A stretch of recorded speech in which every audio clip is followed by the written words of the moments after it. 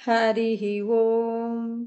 ॐ श्री सद्गुरु परमात्मने नमः।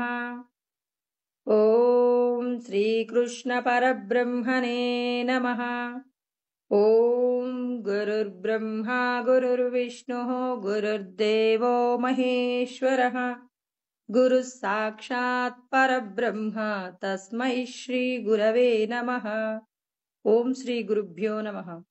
यस्य प्रसादादहमेव सर्वं मय्येव सर्वं परिकल्पितं च इत्थं विजानामि सदात्मरूपं तस्याङ्घ्रिपद्मं प्रणतोऽस्मि नित्यं ब्रह्मानन्दं परमसुखदं केवलं ज्ञानमूर्तिं द्वन्द्वातीतं गगनसदृशं तत्त्वमस्यादिलक्ष्यम् एकं नित्यं विमलमचलं सर्वधी साक्षिभूतं భావాతీతం త్రిగుణరహితం సద్గురుంతం నమామి. నమో గురుదేవ. ఈరోజు మనం భగవద్గీత యందు 2వ అధ్యాయము సాంఖ్యయోగము. శ్రీకృష్ణ పరమాత్మ దేహమునందు ఉన్నటువంటి ఆత్మ అనాత్మ వస్తువుల గురించినటువంటి జ్ఞానాన్ని అందించేటటువంటి ప్రయత్నాన్ని ఈ అధ్యాయంలో కృష్ణ పరమాత్మ మనకు తెలియచేశారనమాట. అంటే మనమందరము కూడా మనిషిగా పుట్టిన ప్రతి ఒక్కరూ కూడా ఆత్మ అనాత్మ అనేటటువంటి 2 విషయాల చేత సంఘర్షణకు లోనవుతూ ఉన్నాం. అంటే ఆత్మ అనాత్మల మధ్య యుద్ధం జరుగుతూ ఉంటుందండి. అంటే మందన పర్వతం అంటే క్షీరసాగర సముద్రంలో మందన పర్వతం చేత కదండి చిలికింది. పాలను చిలికినట్టుగా చిలుకుతారు కదా మందర పర్వతం చేత. మరి అలా చిలికినటువంటి ఏదైతే ఆ నీటి యందు ఎవరెవరు ఈ మందర పర్వతాన్ని చిలికారు అంటే రాక్షసులు, తర్వాత దేవతలు కలిసి ఈ పర్వతము చేత పాల సముద్రాన్ని చిలికారండి. మరి ఈ చిలికినటువంటి ఏదైతే సముద్రం ఉందో, పాల సముద్రం ఉందో, దాని యందు మొట్టమొదట విషం వచ్చిందండి. విషము తదనంతరం వచ్చినటువంటిది అమృతం అండి. అంటే మనము కూడా ఆత్మ అనాత్మ అనేటటువంటి 2 విషయాల గురించి తెలియకుండానే జీవించామనుకోండి, ఆ జీవనాన్ని ఏమంటారు అంటే ఒక పశువుతో కూడినటువంటి జీవనం అండి. పశువుకు తెలుసా ఇప్పుడు కేవలం ఆత్మ అనాత్మ అనేటటువంటి 2 వస్తువుల మధ్యలో జరుగుతున్న సంఘర్షణ లేదా యుద్ధము అన్నామండి. అంటే మనిషికి మాత్రమే తెలుసు ఏంటి ధర్మము అధర్మం అనేటటువంటి 2 విషయాలు తెలుసు. ప్రశస్త కర్మ అప్రశస్త కర్మ అని 2 కర్మలు ఉంటాయండి. ఏ కర్మ శ్రేష్టమైనది, ఏ కర్మ శ్రేష్టము కానిది అంటే ప్రశస్త కర్మ శ్రేష్టమైనది, అప్రశస్త కర్మ శ్రేష్టము కానటువంటిది అనే సత్యం ప్రతి ఒక్కరూ కూడా తెలుసుకోవాలి. అంటే వీటి గురించినటువంటి వివరణ చెప్పడానికంటే పూర్వం మనం ఎందుకు మరి శ్రేష్టమైన కర్మ, తర్వాత దుఃఖంతో కూడిన కర్మ, ఈ రెండింటి గురించినటువంటి విషయం ఎందుకు తెలుసుకోవాలి? ఆత్మ గురించి నీకెందుకు తెలియాలి, అనాత్మ గురించి నీకెందుకు తెలియాలి? వీటి మధ్య ఎందుకు సంఘర్షణ జరుగుతుంది? సంఘర్షణ వలనే కదండి మన జీవితంలో దుఃఖం ఉంటుంది. ఎంత దుఃఖం ఉంటుంది? సుఖం బిందువంత ఉంటే దుఃఖం పర్వతమేవచ అంటారు. పర్వతమంత దుఃఖం అనుభవించడానికి బిందువంత సుఖం అంటే బిందువంత సుఖం కోసం మనం ఎంత కష్టపడతాం? ఎంతో పెద్ద దుఃఖాన్ని పొందుతున్నామండి. మనం దుఃఖాలు పొందడం కోసం కష్టపడుతున్నామా, సుఖాలు పొందడం కోసం కష్టపడుతున్నామా? బిందువంత సుఖం కోసం ఎంతో ప్రయత్నం చేస్తూ ఉన్నామన్నమాట. మరి ఈ ప్రయత్నాన్ని మనం ఏం చేయాలి? సుఖప్రదం చేసుకోవాలి. ఇప్పుడు మనం ఒక పనిని చేస్తూ ఉన్నామంటే దానివల్ల వచ్చేటటువంటి ఫలితాలు మన భవిష్యత్తుని తీర్చిదిద్దాయనుకోండి, దానివల్ల మనం సంతోషం పొందుతాం. ఎంత కష్టపడినా ఏమాత్రం ఫలితం రావట్లేదనుకోండి, దాని వలన మనకు దుఃఖమే కలుగుతుందనుకోండి, దానివల్ల ఏ ప్రయోజనం ఉంటుందండి? ప్రయోజనం ఉండదు కదా. అంటే ఎవరైనా సుఖవంతమైనటువంటి ఫలములు కావాలి అని కోరుకుంటారు కదా. మరి సుఖవంతమైన ఫలములు కలగాలి అంటే మనకి భగవంతుడు అంటే మనకి అంటున్నానంటే 84 లక్షల రకాల ఉపాధులలో మానవ జన్మ మాత్రమే శ్రేష్టమైనది అని ఎందుకంటున్నాను అంటే, ఏ జన్మలో కూడా తన యొక్క ఆయువు ఎంత ఉంటుంది అనేటటువంటి జ్ఞానాన్ని తెలుసుకోగలిగిన శక్తి ఏ ప్రాణికి లేదండి. ఒక్క మనిషికి మాత్రమే ఉంది. తన యొక్క ఆయు ప్రమాణాన్ని పెంచుకోగలిగిన శక్తి, తర్వాత పోగొట్టుకోగలిగిన శక్తి 2 కూడా మనకున్నాయన్నమాట.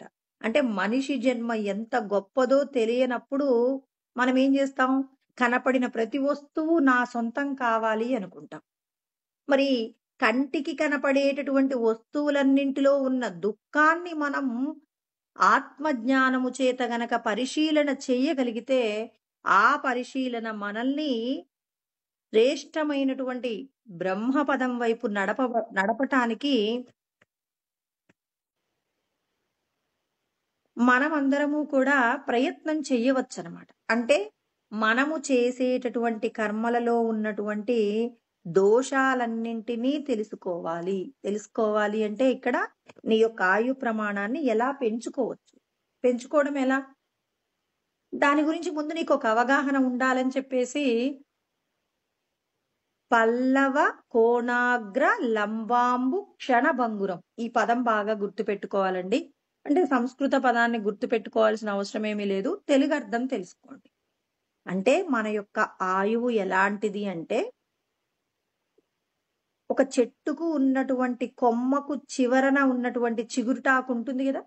ఆ చిగురుటాకు యొక్క చిగురుటాకుకేముంది? చిన్న నీటి బిందువు ఉందండి. ఆ నీటి బిందువు మనం కళ్ళు మూసి తెరిచే లోపల నీటి బిందువు కింద జారిపోతుంది.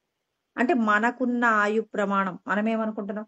అబ్బో! నేను 100 సంవత్సరాలు బ్రతుకుతానండి అని చెప్పేసి మనం అనుకుంటున్నాం గదండీ!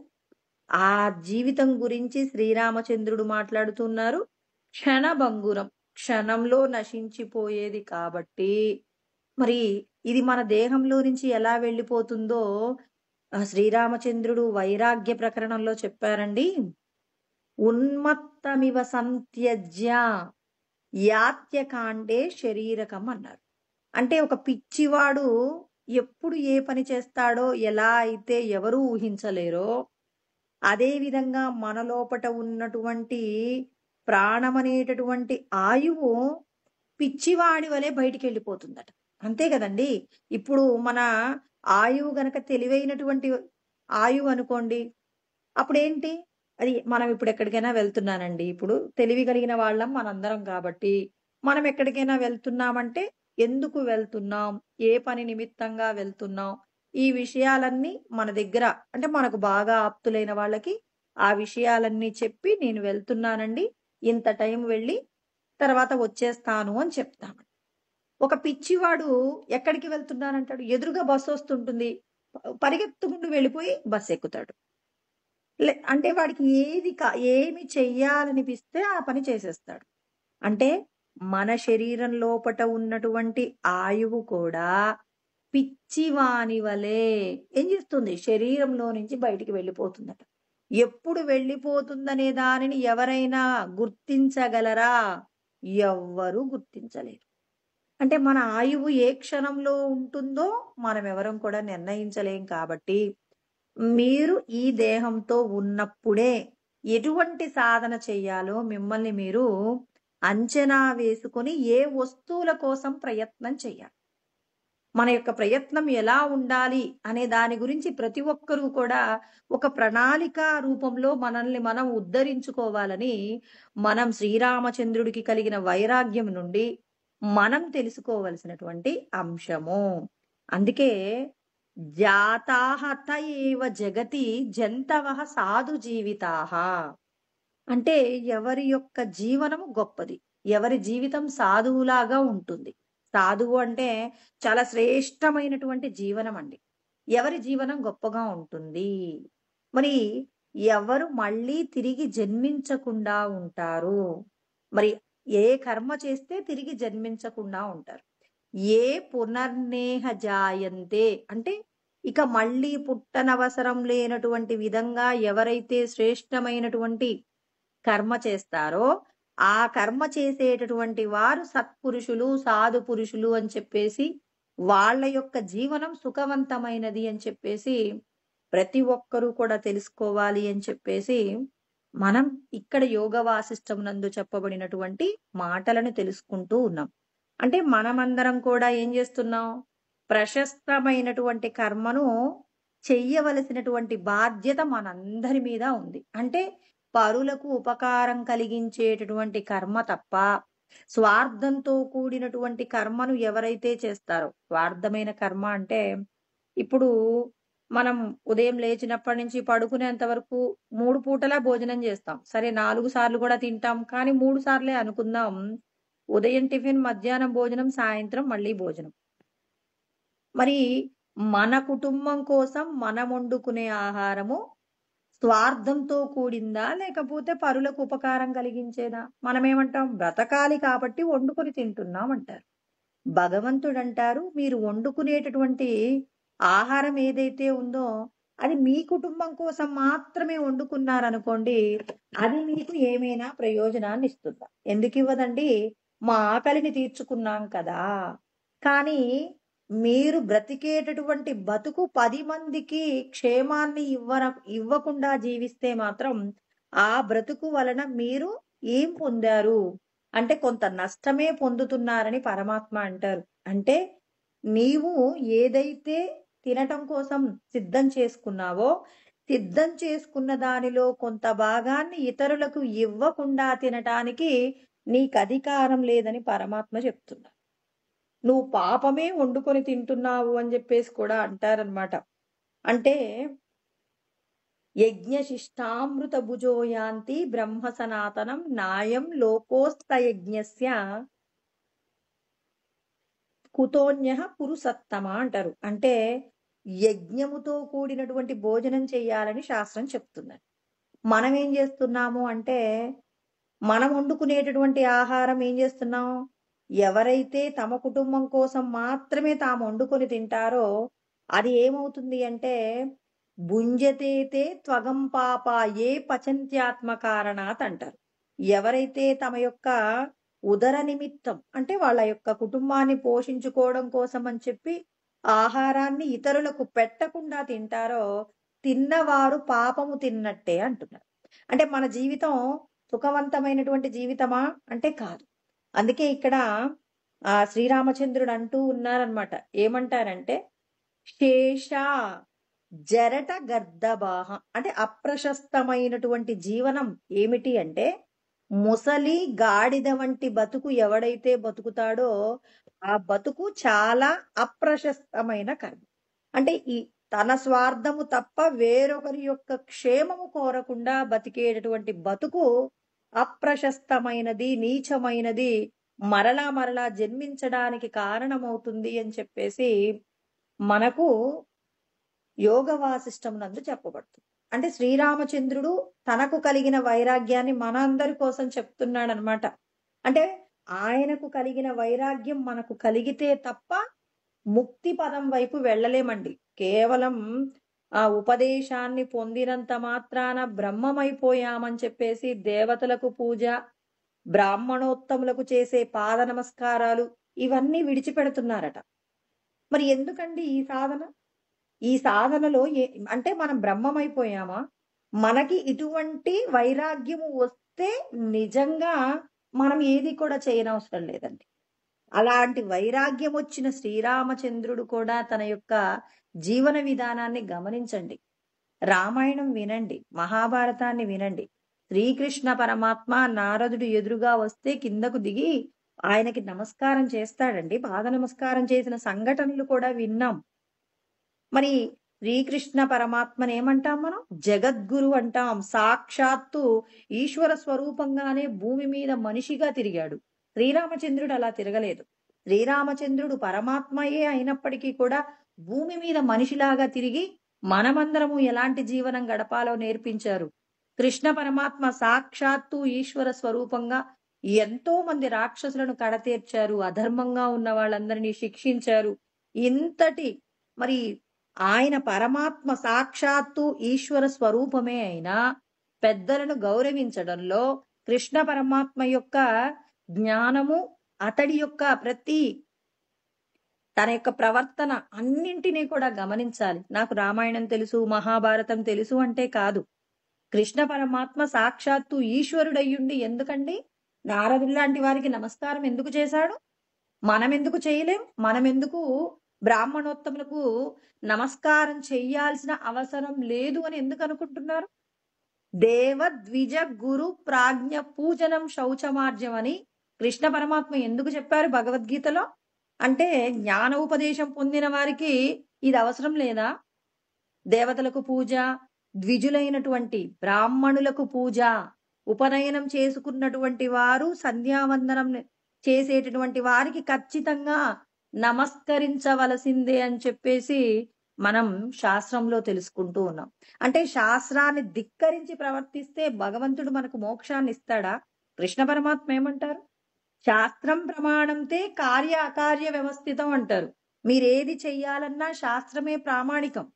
ఎవరో ఒక వ్యక్తి చెప్పాడు అని చెప్పేసి ఆ మాట నమ్మామనుకోండి, నష్టపోయేది ఎవరు? ఎన్ని ప్రయత్నాలు చేస్తే మానవ జన్మ వచ్చిందో, ఎన్ని కోట్ల జన్మల నుంచి ఎన్ని పుణ్యకార్యాలు చేస్తే భగవంతుడు అంతటా ఉన్నాడని తెలుసుకోగలిగిన భాగ్యం మనకి దొరికిందండి. ఆ భాగ్యాన్ని మనం శాస్త్రంలో చెప్పిన విషయాలను కాకుండా అన్యమైన విషయాలను, ఎవరో స్వార్థంతో వాళ్ళు చెప్పిన విషయాలను పట్టించుకుంటూ మన యొక్క జీవనంలో మనం కోల్పోతున్నది ఏంటి అంటే మన యొక్క తేజస్సు కోల్పోతున్నామండి. మన యొక్క ఆయువుని మనం కోల్పోతున్నాం. కాబట్టి భగవంతుడి శాస్త్రంలో ఏం చెప్పారో తెలుసుకోవాలి. దేవతలకు ఇప్పుడు మనం ప్రయాణం చేస్తూ ఉన్నామనుకోండి. ప్రయాణం చేస్తూ ఉన్నప్పుడు అలా మనం రోడ్డు మీద నడుచుకుంటూ కానీ, వెహికల్‌లో గానీ వెళ్తున్నామనుకోండి. అక్కడక్కడ దేవాలయాలుంటే మనకు తల్లిదండ్రులు ఏం నేర్పించారు చిన్నప్పటి నుంచి? ఎక్కడ దేవాలయం ఉన్నా, ఎక్కడైనా ఏమంటారు ఊరి పొలిమేరలో ఏమంటారు బొడ్రాయి అంటారు గదండీ! అవన్నీ కూడా ఉంటాయి. ఉన్నప్పుడు ఏం జేస్తారు? మన పెద్దలు ఒక నమస్కారం చేసి వెళ్ళిపోతూ ఉంటారు. మనకి కూడా అది అలవాటైపోయింది. ఇప్పుడు మనం సద్గురువు దగ్గర ఉపదేశాన్ని పొందగానే, ఇప్పుడు ఈ నమస్కారాలు చేయాల్సిన అవసరం లేదని జెప్పేసి, మనం గొప్పవాళ్ళం అయిపోయామని జెప్పేసి వెళ్ళిపోతున్నామండి. ఎందుకు వెళ్ళిపోతున్నాం మనం అలా? అంటే ఇక్కడ నీకు భగవంతుడు ఏం జెప్పాడు? ఇక్కడ శ్రీరామచంద్రుడికి కలిగిన వైరాగ్యం మనకు కలిగిందా? నశించిపోయేటటువంటి విషయాలన్నింటి పట్ల ఆసక్తి తగ్గిపోయిందా? ఆహారం తీసుకోవడంలో ఎవరికీ రుచి అనేది లేకుండా పోయిందా? ఈ పదార్థం బాగుందని ఎవరు అనట్లేదా? ఏది పెట్టినా తింటున్నారా? ఏది పెట్టినా ఇది రుచిగా ఉంది, ఇది రుచిగా లేదు అని చెప్పేసి గుర్తించగలిగిన స్థితి దాటిపోతే నిజమైన వైరాగ్యం అండి. ఆ వైరాగ్యం ఉన్న వారికి ఎక్కడా ఆగి నమస్కారం చేయాల్సిన అవసరం లేదు. మనం ఒక చోట ఆగి ఎందుకు నమస్కారం చేయాలి? ఎన్ని పనుల మీద పోతున్నా, దేవాలయం కనపడితే కోపంలో ఉన్నా, సంతోషంలో ఉన్నా, ఎంత మందితో ఉన్నా దేవుడి గుడి చూడగానే మనం ఒక నమస్కారం చేస్తున్నామంటే మన లోపట ఉన్న భగవంతుడిని మనకు గుర్తు చేసే ప్రయత్నంగా భగవంతుడు దేవాలయాలను, గొప్ప ఆధ్యాత్మిక కేంద్రాలన్నింటినీ కూడా ఈశ్వరుడు మనకు ప్రతి చోట కూడా ఏర్పాటు చేశారనమాట. అంటే నిన్ను నువ్వు మరచిపోకు. నువ్వు అనుభవిస్తున్న సుఖం శాశ్వతం కాదు. నువ్వు అనుభవించే దుఃఖం శాశ్వతం కాదు. నువ్వు రోడ్డు మీద వెళ్తూ ఉంటే కనపడినటువంటి దేవాలయంలో ఏ ప్రతిమ అయితే నిన్ను కాపాడుతుందని నమ్ముతున్నావో, ఆ దైవ స్వరూపమే నీ లోపట ఉంది అనే సత్యం నువ్వు గుర్తించి, అప్పటి వరకు నువ్వు సంతోషంతో ఉన్నటువంటి సంఘటనలోనే పరమాత్మకు చేసే నమస్కారం. మనకి లోపటున్నటువంటి భగవత్ చైతన్యానికి కావలసినటువంటి శక్తి అందుతుందండి. నాహం ప్రకాశః సర్వస్య యోగమాయ సమావృతః అంటారు. యోగమాయ చేత మనం ఏంటి? మన లోపట ఉన్న స్వస్వరూపాన్ని మనం మర్చిపోయామని కృష్ణ పరమాత్మయే చెప్పారు. మరి ఆ మాయను మనం బయటకు విడిపించాలంటే భగవంత్ స్వరూపాలుగా ఉన్నటువంటి దేవీ దేవతలకు మనం నమస్కారం చేసుకుంటూ వెళ్ళిపోవాలి. అలా చేసుకుంటూ వెళ్ళిపోతున్నప్పుడు ఇది నేను అనుభవించే జీవితం శాశ్వతం కాదు. ఈశ్వరుడే శాశ్వతం. మనకి ఏదైనా బాధ కలిగితే మన ఇంట్లో పూజా మందిరం దగ్గరికి వెళ్లి బాధపడతాం. ఎందుకు? మనల్ని రక్షించే దైవం మన ఇంట్లో ఉందనేటటువంటి ఏమంటారు దాన్ని? ఏదైతే మనకు నమ్మకం ఉంటుందో ఆ నమ్మకం చేత మనం ఏం చేస్తాం? అక్కడికి వెళ్లి ఒకసారి చెప్పుకుంటే మన బాధ తగ్గినట్టుగా అనిపిస్తుంది. ఇలా భగవంతుణ్ణి మనం ప్రతి చోట దర్శనం చేస్తూ మన జీవన విధానంలో మనం కోల్పోయినటువంటి ఏదైతే ఆత్మస్థితి ఉందో, ఆత్మస్థితిని తిరిగి సంపాదించుకునేటటువంటి ప్రయత్నం చెయ్యాలండి. అందుకే మనం ఏం చేయాలి? ఇప్పుడు మనకు ఆత్మ ఉపదేశం దొరికిందంటే, ఇంతకు ముందు ఎక్కడైనా ఒక దేవుడి గుడి కనిపిస్తే ఇష్టమైతే నమస్కారం చేశాం, ఇష్టం లేకపోతే చేయలేదు. కానీ ఇప్పుడు మాత్రం భగవంతుడు అంతటా ఉన్నారు. ఈ ఈ రూపాలలో ఈశ్వరుడు లోకాలను కాపాడుతున్నాడని చెప్పి, ఇప్పుడు మిగిలినటువంటి వాళ్ళకంటే సద్గురువు దగ్గర జ్ఞాన ఉపదేశం పొందినటువంటి వారు అందరికీ కూడా ఆదర్శంగా ఉండాలి. కనపడిన ప్రతి చోట భగవత్ స్వరూపానికి నమస్కారం చేయాలి. మనం ఒక రాయికి, ఒక చెట్టుకి, ఒక పక్షికి, ఎవ్వరికైనా మంచివాడు, చెడ్డవాడనేటటువంటి భేదాలు లేకుండా మనం నమస్కారం చేస్తూ ఉంటాం. ఆ నమస్కారంతోనే ఈశ్వర స్వరూపాలను కూడా ఏం చేయాలి? మనం అత్యంతంగా మనం చేసేటటువంటి ఆ నమస్కారం, మనం చేసే పూజ మిగిలిన వాళ్ళందరికీ కూడా గొప్పగా ఆదర్శం కావాలే తప్ప, మేము సద్గురువు దగ్గర జ్ఞానాన్ని పొందామండి, దేవాలయానికి వెళ్ళమండి, మీరు చేసే సాధనలేమి మేము చెయ్యము అంటే ఎవరు నష్టపోతారో అర్థం చేసుకోండి. మనకు ఉన్నది ఒక్కటే జీవితం. మానవ జన్మ కొన్ని కోట్ల జన్మలలో చేసిన పుణ్యం ఉంటే వచ్చింది. ఆ పుణ్యంలో సంపాదించుకుంది సద్గురు ఉపదేశం. గొప్పదైన దీక్ష. బతికి ఉన్నంత కాలము దీక్షలో ఉంటామని ప్రమాణం చేసి మనం ఏం చేసాం? ఉపదేశం తీసుకున్నామండి. ఆ ఉపదేశం యొక్క గొప్పతనాన్ని తెలుసుకోవాలి. తెలుసుకొని సాధన చేసినప్పుడు మాత్రమే మనం గొప్పగా జీవించగలుగుతాం. అందుకని చెప్పి ఒక చిన్న కథ అండి. ఆహ్, ఒక రాజుగారు చాలా చక్కగా రాజ్యాన్ని పరిపాలిస్తుంటారట. రాజపురోహితులు కూడా ఉంటారట. దైవ సంబంధమైన కార్యాలు కూడా నిరంతరం చేయిస్తూ ఉంటాడట. కానీ అతని మనసులో ఏదో ఒక చిన్న బాధ ఉంటుందండి. ఆ బాధను చాలా రోజులు మనసులోనే ఉంచుకుంటాడు.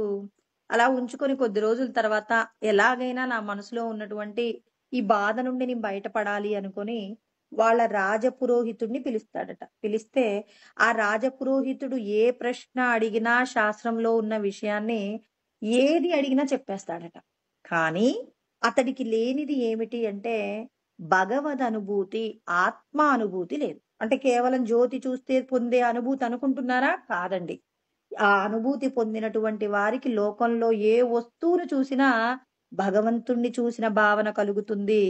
మరి వాళ్ళు అనుభవించే సుఖము నీకు ఒక 1,000,00,00,000 ఇస్తానన్నా అవి ఎలా కనపడతాయి అంటే మరవి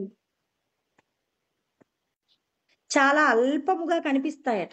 ఎంత అంటే ఇప్పుడు ఒక సంవత్సరం పిల్లవాడు, 2 సంవత్సరాల పిల్లవాడికి ఒక రూ. 1,00,000 కట్ట తీసుకెళ్ళి వాడి చేతికిస్తే వాడేం జేస్తాడు? వాడిని ఆడుకుంటాడు, చించుతాడు. అంతేగాని వీటితో చాలా రకాలైన వస్తువులు కొనుక్కోవచ్చని గాని వాడికవన్నీ ఏమీ తెలీదు. మరి తన లోపట ఉన్నటువంటి బ్రహ్మము చేత రమించినటువంటి వ్యక్తి ఈ లోకంలో ఉన్న ఏ సుఖాల పట్ల కూడా ఆకర్షణ పొందకుండా ఉంటాడు. అలా అలాంటి అనుభూతి అక్కడున్న రాజపురోహితుడికి లేదట. ఇప్పుడు రాజుగారు పిలిచారు. రాజుగారు పిలిచి అన్నారు, "మీరు చాలా కాలం నుండి మీ పూర్వీకుల నుంచి కూడా మీరు మా ఆస్థానంలోనే ఉన్నారు. వాళ్ళు ఎన్నో గొప్ప సేవలు మాకందించారు. మా పెద్దలకి కూడా అందించారు. మీరు కూడా మా రాజపురోహితులు కాబట్టి నేను 3 ప్రశ్నలు అడుగుతాను. 3 ప్రశ్నలు సమాధానం చెప్పకపోతే మాత్రం మీరు ఈ రాజ్యాన్ని విడిచిపెట్టి వెళ్ళవలసి ఉంటుంది" అని చెప్పారట. అంటే రాజుగారు ఏమంటున్నారు? "మిమ్మల్ని నేను దేశం నుంచి బహిష్కరిస్తాను" అన్నారట. "ఏంటండి ఆ ప్రశ్నలు" అని అడిగారట. అంటే దేవుడెక్కడున్నాడు? దేవుడు ఎటువైపు చూస్తున్నాడు? ఏ పని చేస్తున్నాడో వీటికి సమాధానాలు చెప్పండి అంటే రాజపురోహితుల వారు చాలా భయపడిపోయారు. శాస్త్రంలో ఉన్న విషయాలనైతే చెప్తారు గాని నిరూపించమంటున్నారండి. కేవలం భగవంతుడు ఎక్కడున్నారు అనంటే అంతటా ఉన్నాడు అని చెప్పేసి చెప్తే ఆయనకు కుదరదు. మరి వాటిని నిరూపించాలి అని చెప్పేసి అడిగారట. అడిగినప్పుడు అనుభూతి పొందితేనే ఆ ప్రశ్నలకు చెప్పే సమాధానం అండి. మన దగ్గర గూడా తెలుసు గదా! మనకు సమాధానం తెలీదా? అంటే ఆ అనుభూతి లేకుండా మనం మాట్లాడిన మాటలలో శ్రేష్టత ఉండదండి. బాగా అర్థం చేసుకోవాలి. మాకు తెలీదా అండి? ఇక్కడ ఈ కథ తెలీదా? ఈ కథలో చెప్పబడినటువంటి విషయం తెలీదా? అంటే ఈ కథలో చెప్పబడిన విషయాలలో ఉన్న ఏదైతే అనుభవం ఉందో, ఆ అనుభవం మనం కూడా పొందాలి. ఇక్కడ రాజపురోహితుడికి ఆ అనుభవం లేదు. అంటే శాస్త్రాలన్నీ తెలుసండి. శాస్త్రాలు తెలిస్తే మాత్రం లోపట ఆత్మానుభూతి పొందినటువంటి వాళ్ళెలా ఉంటారు? దేనికి కూడా బాధపడరు. దేని పట్ల వ్యామోహం ఉండదు. ఎప్పుడూ సంతోషంగానే ఉంటారు. సంతోషం వాళ్ళ యొక్క చిరునామా. ఎప్పుడు నవ్వు ముఖంతోనే ఉంటారు. దే వాళ్ళ ముఖం ప్రసన్నంగా ఉంటుంది. ప్రశాంతంగా ఉంటారు. మరి రాజపురోహితుడు ఇంటికెళ్ళిపోయి బాధపడుతూ ఉన్నాడు. గోవులను కాచేటటువంటి వాళ్ళ ఇంట్లో గోవుల్ని కాస్తూ ఉంటాడు ఓ పిల్లోడు. 14 సంవత్సరాలున్న పిల్లవాడు. నల్లగా చింపిరి జుట్టుతో ఉంటాడనమాట. ఆ పిల్లవాడు రాజపురోహితుడు రోజు కూడా ఈ పిల్లవాడితో సరదాగా మాట్లాడుతుంటాడు. ఆ రోజు చాలా ముభావంగా ఉన్నాడట. వెళ్ళి మరి ఈ పిల్లవాడు గమనించి రాజపురోహితుడిని అడిగారట. "ఏంటండి మీరిలా ఉన్నారు" అంటే, "రాజుగారు ఇలా ప్రశ్నలు అడిగారు" అన్నారు. ఆ పిల్లవాడి యొక్క తేజస్సు ఎంత గొప్పదంటే, మరి పూర్వజన్మ యొక్క సంస్కారం, ఈ జన్మ ప్రయత్నం, భగవంతుడి మీద అమితమైనటువంటి భక్తి ఉందండి. ఆ భక్తి చేత బ్రహ్మానుభూతిని కూడా పొంది ఉన్నారనమాట. మరి ఆ పిల్లవాడు రాజపురోహితుడి దగ్గర నుంచి మరి ఆ విషయాన్ని తెలుసుకున్న తర్వాత చెప్పాడట. "నేను నా పని నిమిత్తం ఒక 6 నెలల పాటు మీ సభకు రావట్లేదు. తర్వాత వచ్చి తర్వాత నేనొక పిల్లవాడిని పంపిస్తాను. ఆ పిల్లవాడి ద్వారా మీకు సమాధానం నేను చెప్పిస్తాను" అని జెప్పేసి "మీరు ఒక లెటర్ రాయండి" అంటే, సరే అని చెప్పేసి రాసాడట. రాజుగారు ఎదురు జూస్తున్నారు. 6 నెలలు పూర్తయిపోతే రాజపురోహితుడు ఎవరినో పంపిస్తానన్నారు.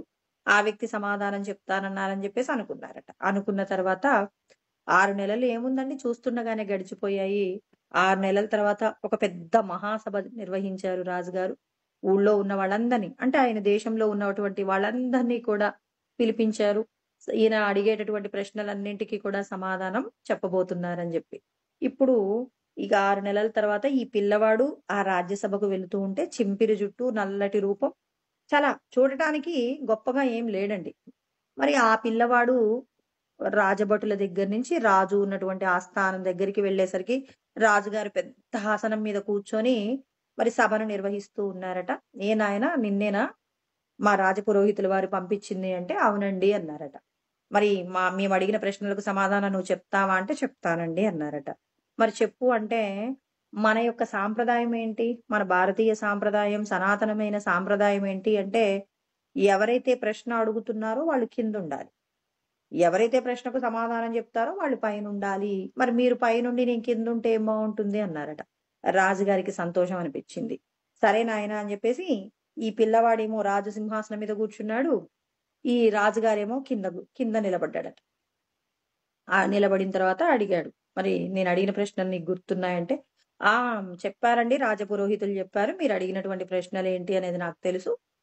ముందైతే మనం ఒక సభను నిర్వహిస్తున్నామంటే దీపాన్ని వెలిగించాలి గదా! దానికి సంబంధించిన ఏర్పాట్లు చేయండి. ఒక గ్లాస్‌లో పాలు గూడా తీసుకురండి" అని జెప్పేసి చెప్పాడట. అలా చెప్తే, సరే అని జెప్పేసి రాజుగారు ఆ ఏర్పాట్లన్నీ చేశారు. "ఇప్పుడు చెప్పండి" అన్నారట. మరి ఈ పాలల్లో అప్పుడు ఆ పిల్లవాడు మాట్లాడుతున్నాడు. "ఈ పాలల్లో వెన్న ఉంటుందా అండి?" అన్నారు. "ఎందుకుండదు నాయనా? పాలల్లో వెన్నుంటుంది. వెన్నను మరిగిస్తే నెయ్యవుతుంది గదా! జగమెరిగిన సత్యమే గదా! మరి పాలలో ఎక్కడుందండి?" అన్నారట. ఎక్కడుందంటే పాల నిండా కూడా వెన్న ఉంది. దాన్ని చిలికితేనే గదా వెన్నొచ్చేది. పాలను పెరుగుగా చేసి పెరుగును చిలికితే కదా వెన్నొచ్చేది అంటే, మరి భగవంతుడు ఎక్కడ ఉన్నాడు అంటే అంతటా ఉన్నారు. బహిరంతచ్చ భూతానాం అచరం చరమేవచ అంటారు. సూక్ష్మత్వాతద విజ్ఞేయం దూరస్థం శాంతికే చ తత్ అని 13వ అధ్యాయంలో కృష్ణ పరమాత్మ మాట్లాడతారు. అంటే బాహ్యమునందు, ఆంతరమునందు భగవంతుడు అంతటా ఉన్నాడు. తస్మాత్ సర్వగతం బ్రహ్మ క్షీరే సర్పిరివా అఖిలే అని చెప్పేసి శంకరాచార్యుల వారు కూడా చెప్తారనమాట. భగవంతుడు అంతటా ఉన్నాడు. పాలల్లో వెన్న వలె అంతటా ఉన్నాడు. ఇంకా మనం చేసేటటువంటి వ్యవహారంలో కూడా భగవంతుడున్నాడనే సత్యం శంకరాచార్యుల వారు చాలా స్పష్టంగా చెప్తారనమాట. ఆత్మబోధలో చెప్తారు. మరి తద్యుక్తమఖిలం వస్తు వ్యవహారస్తదన్వితః అంటే అఖిలం అంటే అంతటా అంటే మన ఇంట్లో ఉన్న ప్రతి వస్తువునందు, ప్రతి మనం మాట్లాడే ప్రతి విషయమునందు, వ్యవహారమునందు ప్రతి చోట భగవంతుడున్నాడు. భగవంతుడు యొక్క అస్తిత్వం లేని ప్రదేశం ఈ సృష్టిలో లేదండి. అంటే భగవంతుడు అంతటా. మరి భగవంతుడు ఎటువైపు చూస్తున్నాడు అన్నాడట రాజుగారు. అడగగానే దీపం ఎటువైపు చూస్తుందో చెప్పండి అన్నారట.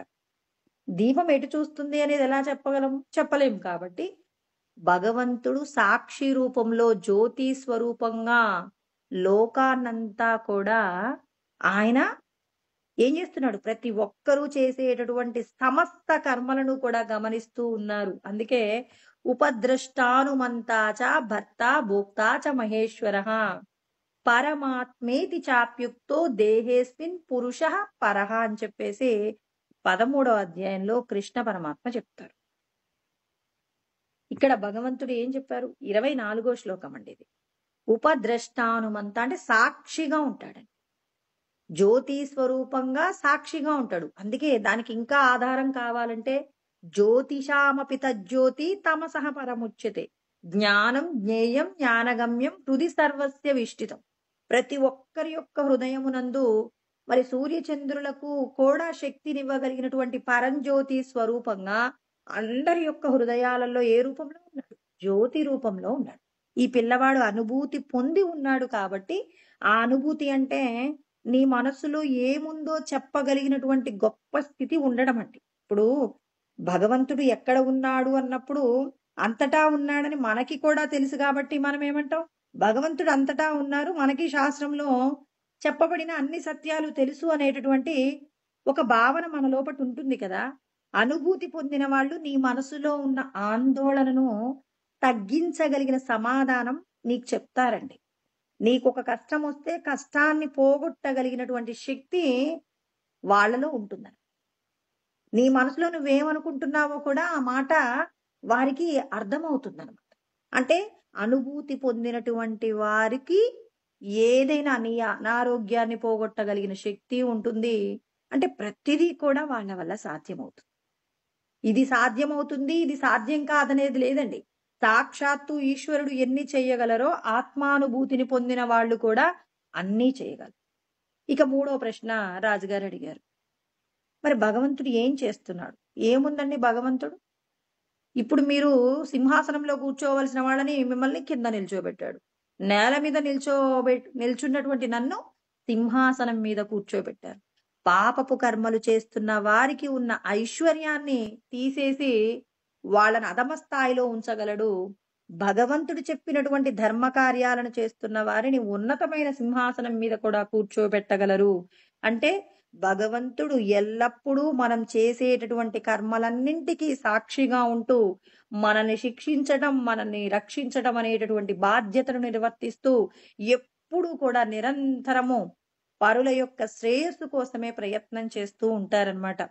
అంటే ఈ విధంగా మనకు ఈ కథ ద్వారా నీతిని తెలుసుకోవచ్చు. అంటే భగవద్ అనుభూతి పొందినటువంటి వారి యొక్క స్థితి ఎలా ఉంటుంది? దేని పట్ల కూడా చిన్న చింత కూడా ఉండదు. ఎప్పుడూ భగవద్ అనుభూతిని పొందుతూ రమిస్తూ ఆనందానుభూతిని పొందుతూ ఉంటారు. మరి ఇటువంటి కథను మనం ఎందుకు చెప్పుకున్నామంటే ప్రశస్తమైనటువంటి కర్మ, అప్రశస్తమైనటువంటి కర్మ. సాధు జీవనాన్ని గడిపేటటువంటిది ప్రశస్తమైన కర్మ. ఎప్పుడూ ఇతరులకు శ్రేయస్సును అందించేటటువంటి కర్మను చేస్తూ తన జీవనానికి కావలసినటువంటి స్వాతంత్రాన్ని సంపాదించుకోవాలి. అంటే ప్రతి ఒక్కరం ఏం చేయాలి? ఆత్మ స్వాతంత్రాన్ని సంపాదించుకోవాలండి. మనమందరం ఏం చేస్తుంటాం? ఈ లోకంలో ఉన్నటువంటి సుఖములను, భోగములను అనుభవించడం కోసం అని చెప్పి ప్రతి క్షణం ప్రయత్నం చేస్తూ ఉంటాం కదా. మరి ఆ ప్రయత్నం ఎలా ఉండాలి? ఆ ప్రయత్నంలో మనం చేసేటటువంటి ఏ విధమైనటువంటి కర్మ మనల్ని ఉద్ధరిస్తుందంటే దేహ సంబంధమైనటువంటి విషయాలలో ఉన్నటువంటి ఏదైతే సంతోషం అనుకుంటున్నాము. ఏంటండి సంతోషం? మనం అనుభవించే విషయాలలో సంతోషం అంటే ఆ మంచి రకరకాలైనటువంటి రుచికరమైనటువంటి రుచి ఆహారములు, తర్వాత మరి వసతికి సంబంధించి గొప్ప భవనములు, తర్వాత పట్టు పరుపులు, ఎన్నో రకాలైనటువంటి సంపదలు, ఇవన్నీ ఉంటే మనం సంతోషం అనుకుంటాం. మరి ఇవన్నీ లేకుండా ఎందుకు మీరు సంతోషంగా ఉండలేరు?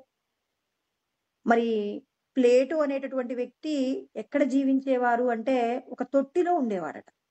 షేక్స్‌పియర్ కూడా మనందరికీ తెలుసండి. షేక్స్‌పియర్ కూడా ఆయనేమి పెద్దగా సంపదల్లో పుట్టినటువంటి వ్యక్తి కాదు. తర్వాత మళ్ళీ కొంత చిట్ట చివరిలో కొంత సంపదతో జీవించేవాడు. తర్వాత న్యూటన్ గురించి కూడా అందరికీ తెలుసు. యాపిల్ పండు కిందే ఎందుకుంది? మరి కిందకి ఎందుకు పడుతుంది? పైకెందుకు వెళ్ళట్లేదని భూమి ఆకర్షణ సిద్ధాంతాన్ని చెప్పినటువంటి న్యూటన్ ఉన్నారు కదా! మరి ఆ న్యూటన్ ఏమి ధనవంతుల కుటుంబంలో పుట్టలేదట. కానీ ఆయన ఎప్పుడైనా బాధపడితే దేనికోసం బాధపడేవాడు అంటే, ఎవరైనా పేద పిల్లలు చదువుకోవడానికి పుస్తకాలు లేకపోతే బాధపడేవాడు. పుస్తకాలు కొనివ్వలేకపోతే బాధపడేవాడట.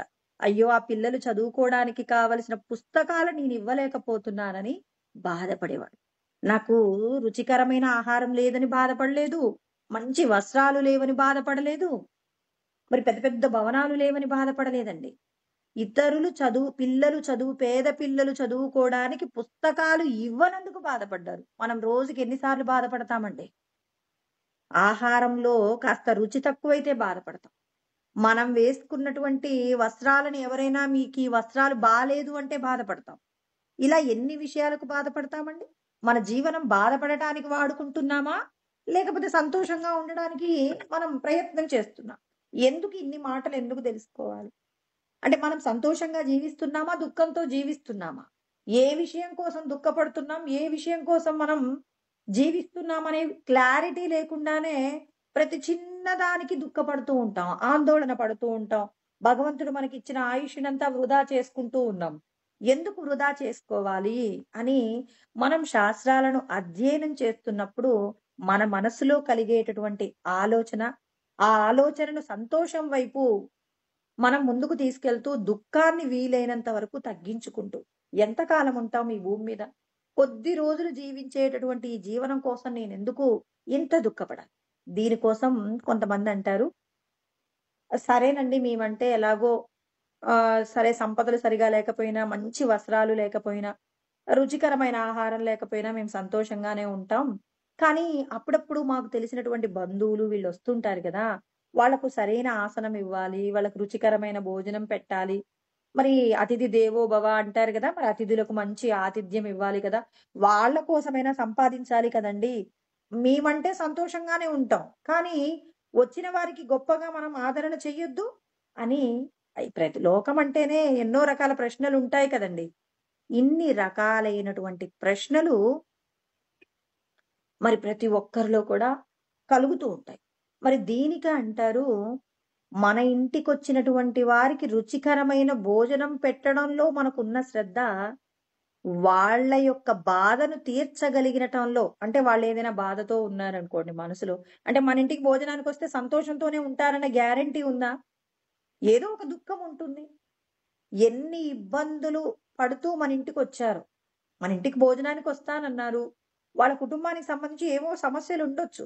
అన్ని సమస్యలతో ఉన్నప్పటికీ మన ఇంట్లో భోజనం చేస్తూ సంతోషంగా ఉండడం అంటే మనమేమనుకుంటాం?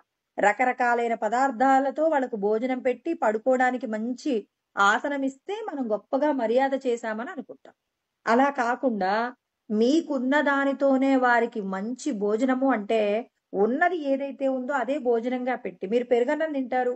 పెరుగన్నం పెట్టడంలో మీరు చూపించే ఆప్యాయత ఏదైతే ఉంటుందో మంచి మాటలు చెప్పి, వాళ్ళ మనసులో కలిగినటువంటి దుఃఖాన్ని పోగొట్టేటటువంటి ప్రయత్నం గనక మనం చేశామనుకోండి, అప్పటికప్పుడు అతనికి వీళ్ళేంటి ఉత్త పెరుగన్నం పెట్టారని అనుకోని వెళ్ళిపోవచ్చు కానీ, కొద్ది రోజులకి ఆయన ఎక్కడెక్కడికో వెళ్తాడు, భోజనం చేసొస్తాడు. అక్కడున్నటువంటి ఆడంబరాలు, ఆర్భాటాలన్నీ చూస్తాడు. నవ్వుకుంటూ వచ్చేస్తారు. వచ్చిన తర్వాత ఒకరోజు ఆలోచిస్తాడు. నేను ఎప్పుడు సంతోషంగా భోజనం చేశాను? రుచికరమైన పదార్థం తిన్నప్పుడు సంతోషంగా ఉన్నానా? మంచి ఆదరణతో కూడిన భోజనం చేసేటప్పుడు అక్కడ పదార్థాలు తక్కువుండొచ్చేమో కానీ, నేను అనుభవించినటువంటి సంతోషం మాత్రం చాలా గొప్పగా ఉంది అని ఆయన విచారణ చేసుకున్నప్పుడు, ఆడంబరాలలో లేదు సంతోషం. మరి ఆప్యాయతతో కూడిన ఆదరణలోనే ఉంది అని తప్పక తెలుసుకుంటాడు. అంటే ఎత్తదగ్రే విషమివ. ఇప్పుడు ఆహ్, రాక్షసులు, దేవతలు కలిపి క్షీరసాగర సముద్రాన్ని చిలికినప్పుడు మొదట విషమే కదండీ! ఇప్పుడు మనం చేసిన ఆతిథ్యంలో వాళ్ళకు ముందు లోపం కనపడి ఉండొచ్చు కానీ, ఎప్పటికీ గుర్తు పెట్టుకోగలిగినటువంటి ఆనందం మాత్రం ప్రతి ఒక్కరికి ఉంటుంది. మనం ఏం ఆలోచిస్తాం? ఎన్ని రకాలుగా పెట్టాం, ఎన్ని రకాలైనటువంటి పదార్థాలతో పెట్టాము కాదు. ఎంత ప్రేమతో మనం వాళ్ళని చూసుకున్నామనే దాన్ని ఖచ్చితంగా గుర్తుపెట్టుకుంటారు. ప్రేమతో మనం ఇచ్చింది తులమే అయినప్పటికీ కూడా, అంటే చాలా తక్కువ అల్పమైన ఫలమే ఇచ్చినప్పటికీ, అది మీరు చేసేటటువంటి ఏదైతే ఆదరణ ఉంటుందో, ఆప్యాయత ఉంటుందో అది ఖచ్చితంగా ఒక రోజున మిమ్మల్ని గుర్తుపెట్టుకొని వాళ్ళు మేమెలాగైనా ఇలాంటి జీవనం గడపాలి అని చెప్పేసి వాళ్ళు ఒకరోజు నిర్ణయం తీసుకోవడానికి మనం ఈరోజు బాధపడుతూ పెట్టాం. అయ్యో! మా దగ్గర కనీసం ఒక కూర, ఒక పప్పుతో భోజనం పెట్టలేకపోయాను. కేవలం పెరుగన్నంతోనే పెట్టాను అని చెప్పేసి మీరేమో బాధపడ్డారు. కానీ ఆయన తిన్న ఆ పెరుగన్నం మాత్రం ఖచ్చితంగా అతన్ని బ్రతికున్నంత కాలం ఆ ప్రేమతో బతకటానికి అతడికి మనం చేసినటువంటి మరి గొప్ప ఉపకారంగా మారుతుంది. అందుకే ఆయన అంటున్నారు, అసలు నశించిపోయేటటువంటి విషయాల గురించి ఆలోచించకండి. ఆత్మ స్వాతంత్ర్యం కోసం మీరు అంతర్ముఖ శక్తులను ప్రబుద్ధం చేసి ఆత్మ యొక్క స్వాతంత్రం సంపాదించడానికి మానవ జన్మను వాడుకోండి అని రామతీర్థ స్వామి కూడా చెప్తున్నారు. ఆత్మ స్వాతంత్రమే మనకు కావాలి తప్ప మరి అన్యమైనటువంటి విషయాలు మనల్ని దుఃఖంలోకి తీసుకువెళ్తాయి. కాబట్టి ఇక్కడ ఏమంటున్నారు? ప్రశస్తమైన కర్మ ఏమిటి అంటే పరులకు ఉపకారం చేయలేకపోయినప్పుడు మనం పొందేటటువంటి దుఃఖము మిగిలినటువంటి విషయాలన్నింటిలో కూడా, అంటే మనం అనుభవించేటటువంటి విషయాలలో ఏదైనా తక్కువ ఉందని మనం బాధపడితే అది తప్పు. ఇతరులకు ఏదైనా ఇవ్వలేనప్పుడు పొందేటటువంటి దుఃఖమే ప్రశస్తమైన కర్మ. నాకు ఇది లేదు అది లేదు అని చెప్పేసి నువ్వు దుఃఖపడితే అది అప్రశస్తమైన కర్మ అని చెప్పేసి ప్రతి ఒక్కరూ తెలుసుకోవాలి అని చెప్పి యోగ వాసిష్టం నందు మనకు వశిష్ఠుడుకి ఎవరు చెప్తున్నారు? శ్రీరామచంద్రుడు చెప్తున్నారు. అంటే తనకు కలిగినటువంటి గొప్పదైనటువంటి వైరాగ్యం. మన యొక్క మృత్యువు ఎలా ఎదురు చూస్తుందంటే, ఒక పిల్లి ఎలుకను పట్టుకోవడానికి ఎలా చూస్తుందో మృత్యువు కూడా మన ప్రాణవాయువుని హరించడం కోసం అలా చూస్తుందట. మనం ఎక్కువగా బాగా మాట్లాడామనుకోండి, మన ప్రాణవాయువు తరిగిపోతుంది. ఎక్కువ ఆహారం తిన్నామనుకోండి, ప్రాణవాయువు తరిగిపోతుంది. బాగా నిద్రపోయామనుకోండి, ప్రాణవాయువు తరిగిపోతుంది. బాగా కోపపడుతూ ఉన్నామనుకోండి, మన ప్రాణవాయువు తరిగిపోతుంది. అంటే మన ప్రాణవాయువుని మృత్యు ఏం చేస్తుంది? కబలించడానికి ప్రయత్నం చేస్తుంది. మనం ఆ విషయం తెలుసుకోకుండా ప్రతి చిన్న విషయానికి చిరాకు పడతాం, కోప్పడతాం. మరి ఇవన్నీ ఏమవుతున్నాయి? మృత్యువుకి తొందరగా ఆహారం అయిపోవడానికి ఎలుక పిల్లిని చూసుకోకుండా అజాగ్రత్తగా ఉందనుకోండి, పిల్లి ప్రతి క్షణము కూడా ఎదురు చూస్తుంది. ఆ కన్నంలో నుంచి ఎప్పుడొస్తుందా ఇది, దీన్ని పట్టేసుకుందామా అంటుంది. మృత్యువు కూడా వీడెప్పుడెప్పుడు తప్పులు చేస్తాడా, వాడు ఆయుష్ను తగ్గించుకుంటాడా అని మృత్యువు అలా ఎదురు చూస్తూ మన యొక్క ప్రాణాలను హరించడం కోసం నిరంతరము ఎదురు చూస్తుందట. మరి మృత్యువు చెరలోకి మనం చిక్కక పూర్వమే మన లోపట ఉన్న ఆత్మను ఏం చేయాలి? విడిపించే ప్రయత్నం చేయాలి. భగవంతుడే చెప్పాడండి. 7వ అధ్యాయం 25వ శ్లోకంలో చూడండి. నాహం ప్రకాశ సర్వస్య యోగమాయ సమావృత. అంటే యోగమాయ చేత కప్పబడి ఉన్నాం. సత్వరజస్తమ ఇతి గుణాః ప్రకృతి సంభవాః నిబధ్నంతి మహాబాహో దేహే దేహినమవ్యయమని మరి 14వ అధ్యాయంలో 5వ శ్లోకంలో 3 గుణాలు ప్రకృతి నుంచి పుడితే ఆ ప్రకృతి చేత మనమందరం బంధింపబడ్డాం. మన యొక్క ఆత్మ స్వాతంత్రాన్ని సంపాదించుకోవడానికి కృష్ణ పరమాత్మ మనకు సలహాలు ఇస్తున్నారు. ఎటువంటి సలహాలు ఇస్తున్నారు? ప్రశస్తమైన కర్మ చేయడం కోసం భగవంతుడు చెప్తున్నారు. యతతోహ్యపి కౌంతేయ పురుషస్య విపచ్చితః ఇంద్రియాని ప్రమాదీని హరంతి ప్రసభం మనః. శ్రీకృష్ణ పరమాత్మ చెప్తున్నారు.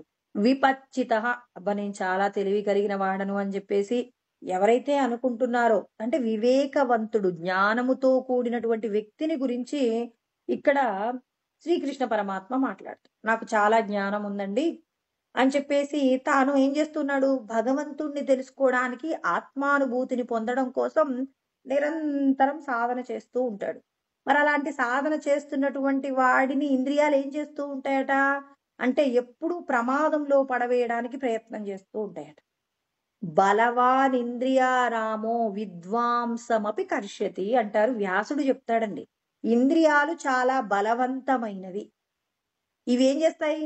సమస్త జ్ఞానాన్ని కలిగినటువంటి విద్వాంసులను కూడా కింద పడవేస్తూ ఉంటాయండి. ఆయన్నెప్పుడూ కూడా ఏం చేస్తుంటాయి? కింద పడవేసేటటువంటి ప్రయత్నంలో ఉంటాయి. ఆ ప్రయత్నము ఏం చేస్తుంది అంటే, మన యొక్క యోగ ధనమును ఏం చేస్తుంది? హరిస్తూ ఉందండి. అందుకే ఇక్కడ ఆయన జాగ్రత్తగా చెప్తున్నాడు. ఇంతకుముందు ఏమన్నాడు? ముందు ఇంద్రియాలను నిగ్రహించండి, పరమాత్మ దర్శనం జరుగుతుందన్నాడు. పరమాత్మ దర్శనం జరిగితే తప్ప విషయ వాసనల నుండి బయటపడలేం. అంటే ఒక విషయాన్నైతే తినకుండా ఆపేస్తాం కానీ, దానికి సంబంధించిన మూలాల నుండి మనల్ని కాపాడాలి అంటే పరమాత్మ దర్శనం కావాలి. అందుకే వాసనాక్షయం, మనోనాశం, తత్వజ్ఞానము అని చెప్పేసి 3 విషయాల గురించి చెప్పారు. ఇలా చెప్పిన వెంటనే అంటున్నారు, మీరు ఇంద్రియాలను నిగ్రహించాలంటే ఇంద్రియాల గొప్పతనం తెలియాలిగా. ఇప్పుడు మనకెవరైనా ఒక వ్యక్తికి శత్రువుగా ఉన్నారనుకోండి, ఆ శత్రువు వలలో పడకుండా, ఆ శత్రువు యొక్క తర్వాత బలాలేమున్నాయి, తర్వాత అతనికి బలహీనతలేమున్నాయో తెలియాలి కదండీ! అదే విధంగా ఇంద్రియాల యొక్క బలమేంటో మనకు తెలియాలి. శత్రువు యొక్క బలం తెలియకుండా మనం యుద్ధానికి వెళ్ళాం. అంటే వాళ్ళతో పోట్లాడటానికి వెళ్ళామనుకోండి, అప్పుడు ప్రమాదం అవుతుంది గదా! అందుకని చెప్పేసి ఇక్కడ ఇంద్రియాలు గొప్పవి అంటున్నారు. ఇంద్రియాలు నిగ్రహించకపోతే ఆత్మదర్శనం కాదు అంటున్నారు. ఆత్మదర్శనం కావాలి అంటే ఏం చేయాలి? ఇంద్రియాల యొక్క గొప్పతనాన్ని చెప్తున్నాడు కృష్ణ పరమాత్మ. నాకింత ఆత్మజ్ఞానం ఉందండి. నాకు శాస్త్రాలలో ఉన్న ఇన్ని విషయాలు తెలుసు. నేను ఇంద్రియాలను నిగ్రహించలేనా అంటే నిగ్రహించలేము. నిగ్రహించలేమని ఎవరు చెప్తున్నారు? మనం నిర్ణయించట్లేదు. ఈశ్వరుడు నిర్ణయించి చెప్తున్నాడు. ఎందుకంటే ఒక వస్తువును తయారు చేసినప్పుడు ఆ వస్తువులో ఉన్న లోపాలేంటి, ఆ వస్తువులో ఉన్నటువంటి శ్రేష్టత ఏంటి అనేది తయారు చేసిన వ్యక్తికి తెలుసండి.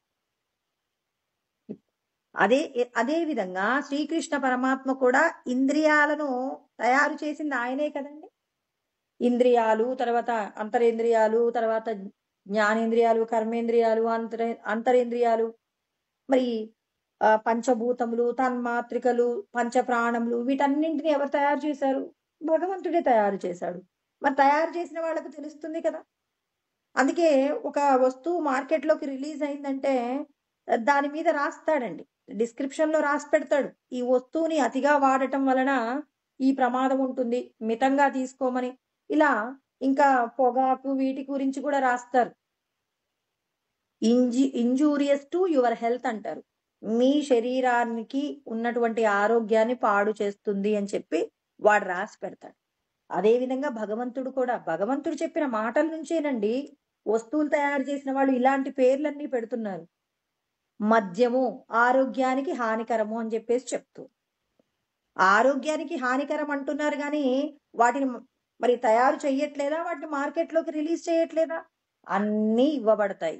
నీకు నీ శరీరం మీద జాగ్రత్త ఉంటే నువ్వు జాగ్రత్త పడతావు. కృష్ణ పరమాత్మ కూడా అదే అంటున్నారు. నిన్ను నువ్వు నిగ్రహించుకోగలిగిన శక్తి లేక వాడిలా చేశాడు, వీడిలా చేశాడని ఎందుకంటారు?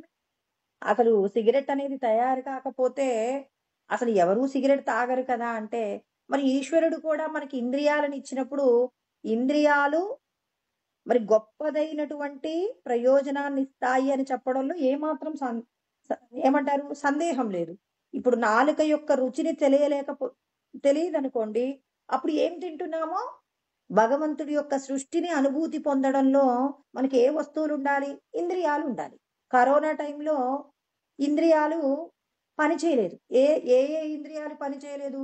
ముక్కు పని చేయలేదు. దానికి సంబంధించిన వాసనను రిసీవ్ చేసుకోలేదు. నాలుక రుచిని పట్టుకోలేదు. ఈ 2 ప్రమాదాలు ఉన్నప్పుడు ఏం తిన్నారు అంటే ఏం తిన్నా గడ్డిలాగే ఉందన్నారు. ఏది వాసన చూసినా మాకే వాసన తెలియట్లేదన్నారు. అంటే ఖచ్చితంగా ఇంద్రియాలు ఉండాలి.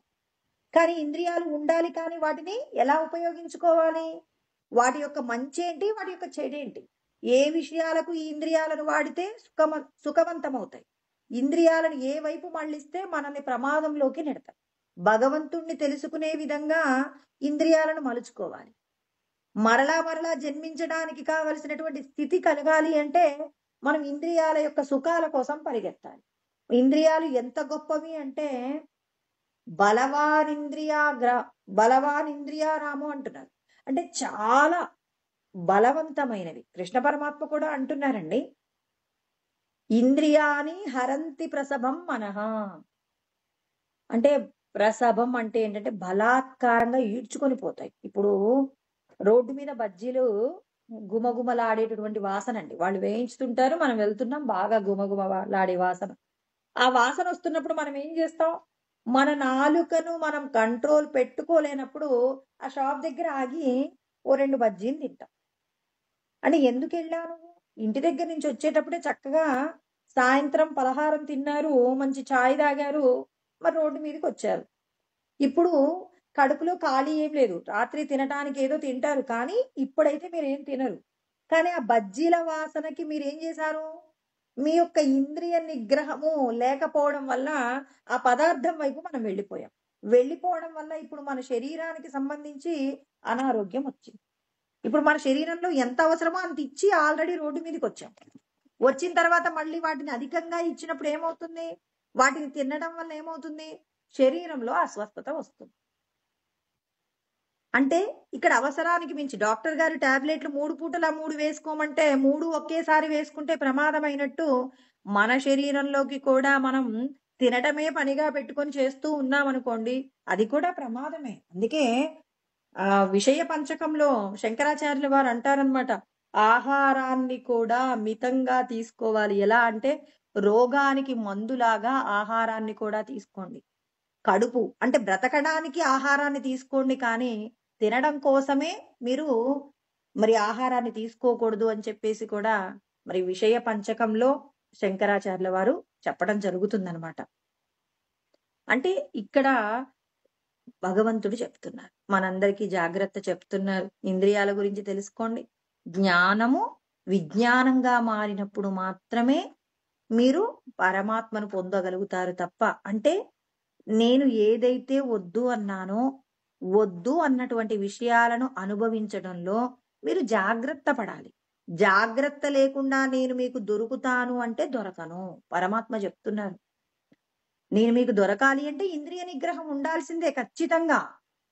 ఇప్పుడు రోజు ఒక స్కూల్ని నడిపించేటటువంటి ప్రధానోపాధ్యాయుడు అంటారు, మీరు రోజు 8 గంటలకి మా స్కూల్లోకి 8 గంటలకు ప్రేయర్ అవుతుంది కాబట్టి 10 నిమిషాల ముందు మీరు స్కూల్లోకి రావాలి అని పిల్లలకి, టీచర్లకి మరి ఆయన ఆర్డర్ పాస్ చేశారు. ఇప్పుడు ఆయన ఆర్డర్‌ని గనక అతిక్రమిస్తే ఏమవుతుంది? పిల్లవాడు ఖచ్చితంగా టైంకి రాలేదు కాబట్టి వాడు ఒక పీరియడ్ మొత్తం బయట నిల్చోబెడతారు. టీచర్‌కి సాలరీలో కొంత ఏముంటుంది? సాలరీలో మరి వాళ్ళ యొక్క సాలరీ కొంత కట్ చేస్తారు. ఎందుకు కట్ చేస్తారు? ఆయన చెప్పిన నియమాన్ని పాటించనందుకు. ఆయనది స్కూలు కాబట్టి ఆయన చెప్పినటువంటి విషయాన్ని మనం ఖచ్చితంగా పాటించాలి. కృష్ణ పరమాత్మ కూడా ఏమంటున్నారు? ఇంద్రియ నిగ్రహం లేకుండా తత్వజ్ఞానం రాదండి. ఇంద్రియాలను నిగ్రహించాలి అంటే వాటి యొక్క గొప్పతనం ఏంటో తెలుసుకోండి. వాటి యొక్క గొప్పతనం ఎలాంటిది? హెతతోహ్యపి కౌంతేయ పురుషస్య విపచ్చితః ఇంద్రియాని ప్రమాదీని హరంతి ప్రసభం మనః. అంటే ఇంద్రియాలు ఎంతగా ప్రయత్నం చేస్తూ ఉన్నా, అంటే ఎంతటి జ్ఞానం ఉన్నటువంటి వ్యక్తి ప్రయత్నం చేస్తున్నా ఇంద్రియాలు పడగొట్టేటటువంటి ప్రయత్నం చేస్తాయి. కాబట్టి ఆ ప్రయత్నంలో మిమ్మల్ని మీరు రక్షించుకునే ప్రయత్నం ఖచ్చితంగా చేయాలి. అంటే మీకు ఇక్కడ ఏ ఏ విషయాలలో జాగ్రత్త ఉండాలో మనకి కృష్ణ పరమాత్మ చెప్తున్నారు. ఒక వస్తువు పట్ల మీకు జాగ్రత్త లేకపోయినప్పుడు ఎంతో ప్రమాదాన్ని ఎదుర్కోవలసి వస్తుంది అంటున్నారు. అంటే వస్తువులను మనం ఉపయోగించడంలో భగవంతుడు చెప్పినటువంటి శాస్త్రం ఖచ్చితంగా తెలియాలి. ఏ వస్తువును ఎలా వినియోగించుకోవాలనే దాని పట్ల నీకు ఒక అవగాహన లేకపోతే అప్పుడు నువ్వు దేనిని అనుభవిస్తున్నావో దాని గురించి మనం ఎటువంటి ప్రయత్నం చేస్తాం? అధికంగానైనా దాన్ని స్వీకరించవచ్చు, లేకపోతే అల్పంగానైనా వాటిని స్వీకరించవచ్చండి. అధికంగా తిన్నా ప్రమాదమే, తర్వాత కొద్దిగా తిన్నా ప్రమాదమే. అంటే ఏదైనా ఒక విషయాన్ని మనం అనుభవిస్తున్నప్పుడు దానిని భగవంతుడు ఎంతగా తీసుకోమన్నాడు? మితంగా తీసుకోమని చెప్తాడండి. యుక్తాహార విహారస్య యుక్త చేష్టస్య కర్మసు యుక్త స్వప్నావబోధస్య యోగో భవతి దుఃఖః అంటారు. సమస్త దుఃఖముల నుండి మనం ఎప్పుడు విడిపడతాము అంటే కృష్ణ పరమాత్మ చెప్తారనమాట. యుక్తః అంటే చాలా మితంగా నువ్వు ఆహారాన్ని తీసుకో. యుక్తాహార విహారస్య అంటే యోగమును పొందాలి, మనస్సును నిగ్రహించాలి అంటే నువ్వు చెయ్యవలసినది ఏమిటి అంటే ఆహారము, నీ యొక్క ప్రవర్తన, నీవు చేసేటటువంటి కర్మలలో ప్రతి విషయంలో కూడా నువ్వెలా ఉండాలి అంటే మితంగా నువ్వున్నప్పుడు మాత్రమే సమస్త దుఃఖముల నుండి విడిపడతావంటారు. కృష్ణ పరమాత్మ 2వ అధ్యాయం పూర్తి చేసిన తర్వాత అందరికీ చెప్పేటటువంటి విషయం ఏంటి? ఏదైనా మితంగా తీసుకున్న వారికి ఏకాదశి ఉపవాసాలు అవసరం లేదండి. ఆహారం రుచిగా ఉంది అన్నప్పుడు ఎక్కువగా తిని, రుచిగా లేదు అన్నప్పుడు ఉపవాసం చేయటం కానే కాదు. భగవంతుడు ఏమంటారు? మీ శరీరం యొక్క పోషణ కోసమే మీరు ఆహారాన్ని తీసుకోవాలి. మీరు ఆహారంలో గనక జాగ్రత్తగా ఉంటే ప్రతిదీ కూడా సవ్యంగా జరుగుతుంది. ద్వౌభాగౌ పూరయేదన్నం అంటే మన యొక్క ఉదరాన్ని 4 భాగాలుగా చేస్తే 2 భాగాలు ఆహారాన్ని తీసుకుంటే మరి ఏమంటారు? మారుతస్య ప్రచారార్థం చతుర్థం అవశేషేత్. 4వ భాగం గాలి కోసం వదిలిపెట్టాలి. 2 భాగాలు ఆహారం కోసం వాడాలండి. మరి ఇంకొక భాగం తోయేనైకం ప్రపూరయేత్ అంటారు. నీరు తాగడం కోసమని ఒక భాగాన్ని ఉపయోగించుకోవాలట. అంటే మన యొక్క ఉదర పోషణ ఎలా ఉండాలి అందరికీ తెలియాలి. 2 భాగాలు మాత్రమే ఆహారం తీసుకోవాలట. ఒక భాగము నీరు తాగాలి. ప్రాణధర్మాలంటే ఏం చెప్పుకుంటాం మనం? ఆహారము తర్వాత నీరు. ఈ రెండింటి గురించినటువంటి నిష్పత్తి 2:1 అండి. అంటే 2 భాగాలు ఆహారం తీసుకుంటే ఒక భాగాన్ని నీరు తాగితే మరి తీసుకున్న ఆహారము నీళ్లను పచనం చేసేదేంటి? వాయువు అండి. 4వ భాగం చూడండి, ఒక్క శ్లోకంలోనే మన యొక్క జీవన సరళిని మొత్తం కూడా చెప్పేశారండి. ప్రాణధర్మం ఎప్పుడు రక్షింపబడుతుంది అంటే ప్రాణం ఎప్పుడు ఆకలి దప్పిక కోరుకుంటుంది. మరి ఇది మన శరీరానికి శ్రేయస్సునివ్వాలి అంటే వాయువు పీల్చడానికి కావలసిన అంటే ఉచ్ఛ్వాస నిశ్వాసలు జరగడానికి కావలసినటువంటి విధంగా మన శరీరంలో కొంత ఖాళీ ఉండాలి.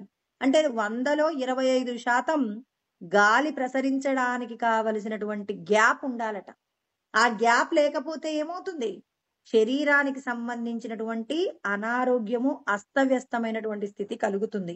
అందుకే శాస్త్రాన్ని ఎవరైతే నిరంతరము సాధన చేస్తుంటారో వాళ్ళు మితంగా తీసుకున్నారనుకోండి, అంటే సాధన అంటే జ్ఞానాన్ని విజ్ఞానంగా మలుచుకునే వాళ్ళు కేవలం శరీర పోషణకు మాత్రమే ఆహారాన్ని తీసుకొని మరి భగవంతుడు చెప్పిన నియమం పాటించిన వారికి అనారోగ్యాలు కూడా చాలా తక్కువగా ఉంటాయండి. ఏదైనా ఒక అనారోగ్యం వచ్చినా ఎలా ఉంటుంది అంటే అది కేవలం పైకి కనపడుతుంది కానీ లోపట అతన్ని బాధించకుండా ఉంటుందండి. ఎందుకంటే భగవంతుడు చెప్పిన నియమాలను పాటిస్తారు కాబట్టి వారికి వచ్చేటటువంటి అనారోగ్యాలు చాలా అల్ప స్థాయిలోనే ఉంటాయి. ఒకవేళ అవి వచ్చినా వాళ్ళ యొక్క శరీరాన్ని ఇబ్బంది పెట్టకుండానే భగవంతుడు రక్షణ చేస్తూ ఉంటాడనమాట. అంటే భగవంతుడు చెప్పిన నియమం పాటిస్తేనే ఇదంతా జరుగుతుందండి. నాకు ఈ శ్లోకము 100,000 సార్లు చదువుతానండి అంటే ఏం లాభం? చదివిన దానిని నువ్వు ఆచరణలో పెట్టుకొని నువ్వు ఒక పదార్థం తింటున్నప్పుడు నేను భగవంతుడు చెప్పిన నియమం పాటిస్తున్నానా లేదా? పాటిస్తేనే ఏమొస్తుంది ఇక్కడ? యోగం దొరుకుతుందండి. అందుకే పరమాత్మ ఏమంటున్నాడు? ఇంద్రియాలు చాలా బలవత్తరమైనవి, మిమ్మల్ని ప్రమాదంలో పడవేస్తాయి. ప్రమాదిని హరంతి ప్రసభం మనః అంటే మిమ్మల్ని ఏం చేస్తుంటాయి? ప్రమాదంలో ముంచెత్తడానికి నిరంతరం ప్రయత్నం చేస్తూ ఉంటాయి. అందుకే 2 విషయాల గురించి మాట్లాడుకుంటాం. కృష్ణ పరమాత్మ శమ, దమ. దమము అనేటటువంటి 2 విషయాలు. శమము అంటే మనస్సును నిగ్రహించాలి. దమము అంటే మరి ఇంద్రియాల యొక్క నిగ్రహం కలిగి ఉంటాలి. జ్ఞానేంద్రియాల యొక్క నిగ్రహం మనకు లేదనుకోండి, అలాంటి నిగ్రహం లేనప్పుడు ప్రమాదంలోకి పడిపోతాం. నువ్వు ప్రయత్నం చేస్తున్నా కొద్దీ నిన్నేం చేస్తుంటాయి? నీ యొక్క ప్రయత్నాన్ని ఎప్పుడూ కూడా నిన్ను ప్రయత్నాన్ని ఏం చేస్తూ ఉంటాయి? నీ ప్రయత్నంలో లోపాలు కలిగేలాగా ప్రతి క్షణం అవి పనిచేస్తూనే ఉంటాయి. అంటే శత్రువు మనం ఒక ఎత్తు వేస్తున్నాం అనుకోండి, ఆయన ఏం చేస్తుంటాడు? పై ఎత్తు వేస్తూ ఉంటాడు. అంటే మనం ఒక ప్రయత్నం చేస్తుంటే అవతలి వ్యక్తి 2 ప్రయత్నాలు చేస్తాడు. నేను నా లోపట ఉన్నటువంటి ఆత్మను విడిపించుకోవాలి, దానికి స్వాతంత్రం ఇప్పించాలని భగవంతుడు చెప్పేటటువంటి శాస్త్రాన్ని అధ్యయనం చేస్తుంటే అవేం చేస్తూ ఉంటాయి? ఈ వస్తు వ్యవహారాలను సంపాదించుకోవడంలో నిరంతరం ప్రయత్నం చేస్తూ ఉంటాయండి. అవేం చేస్తుంటాయి ప్రతి క్షణం? నాకది కావాలి, ఇది కావాలి అని చెప్పేసి ఇంద్రియాలు మాట్లాడుతూ ఉంటాయి. మరి జీవుడేం చేస్తుంటాడు? తన లోపట ఉన్నటువంటి ఆ పరంధాముడి యొక్క శక్తిని తెలుసుకునేందుకు భగవత్ సంబంధమైనటువంటి శక్తిని సమకూర్చుకుంటూ ఉంటాడు. ఈ రెండిట్లలో ఎవరు గెలిస్తే పరమాత్మను పొందుతారంటే, దైవ శక్తిని గనక మనం పెంచగలిగామనుకోండి, అప్పుడు అసుర శక్తి ఏదైతే ఉందో, దేహ సంబంధమైనటువంటి భోగములు అంటే, ఆ పక్కింట్లో వాళ్ళకి ఇన్ని వస్తువులున్నాయి, వాళ్ళంత బాగా తింటారు, ఇలా ఉంటారు, అలా ఉంటారని ఎప్పుడూ ఆలోచిస్తూ ఉంటదండి మన మనస్సు. ఇప్పుడు ఈ మనస్సుకు మనం ఏం చేయాలి? నెమ్మదిగా ఆత్మజ్ఞానాన్ని తెలియజేస్తూ, దేహ సంబంధమైన విషయాలు ఎంత అనుభవించినా కానీ, ఆ అనుభవంలో సుఖం కంటే దుఃఖమే ఎక్కువగా ఉంటుందని దానికి తెలియచేసినప్పుడు, అదేం చేస్తుంది? నెమ్మదిస్తుంది. అది నెమ్మదించినప్పుడు మాత్రమే మనని మనం తెలుసుకోగలుగుతాం. దేహ సంబంధమైన భోగములు ఏవైతే ఉన్నాయో, భార్య, బిడ్డలు, తర్వాత మనకున్నటువంటి గృహాదుల మీద మనకు ఆసక్తి తగ్గనంత వరకు లోపట ఉన్నటువంటి శాశ్వతమైన బ్రహ్మానందమును నువ్వు పొందలేవు. ఆసక్తిరన విశ్వంగ పుత్రధార గృహాదిషు.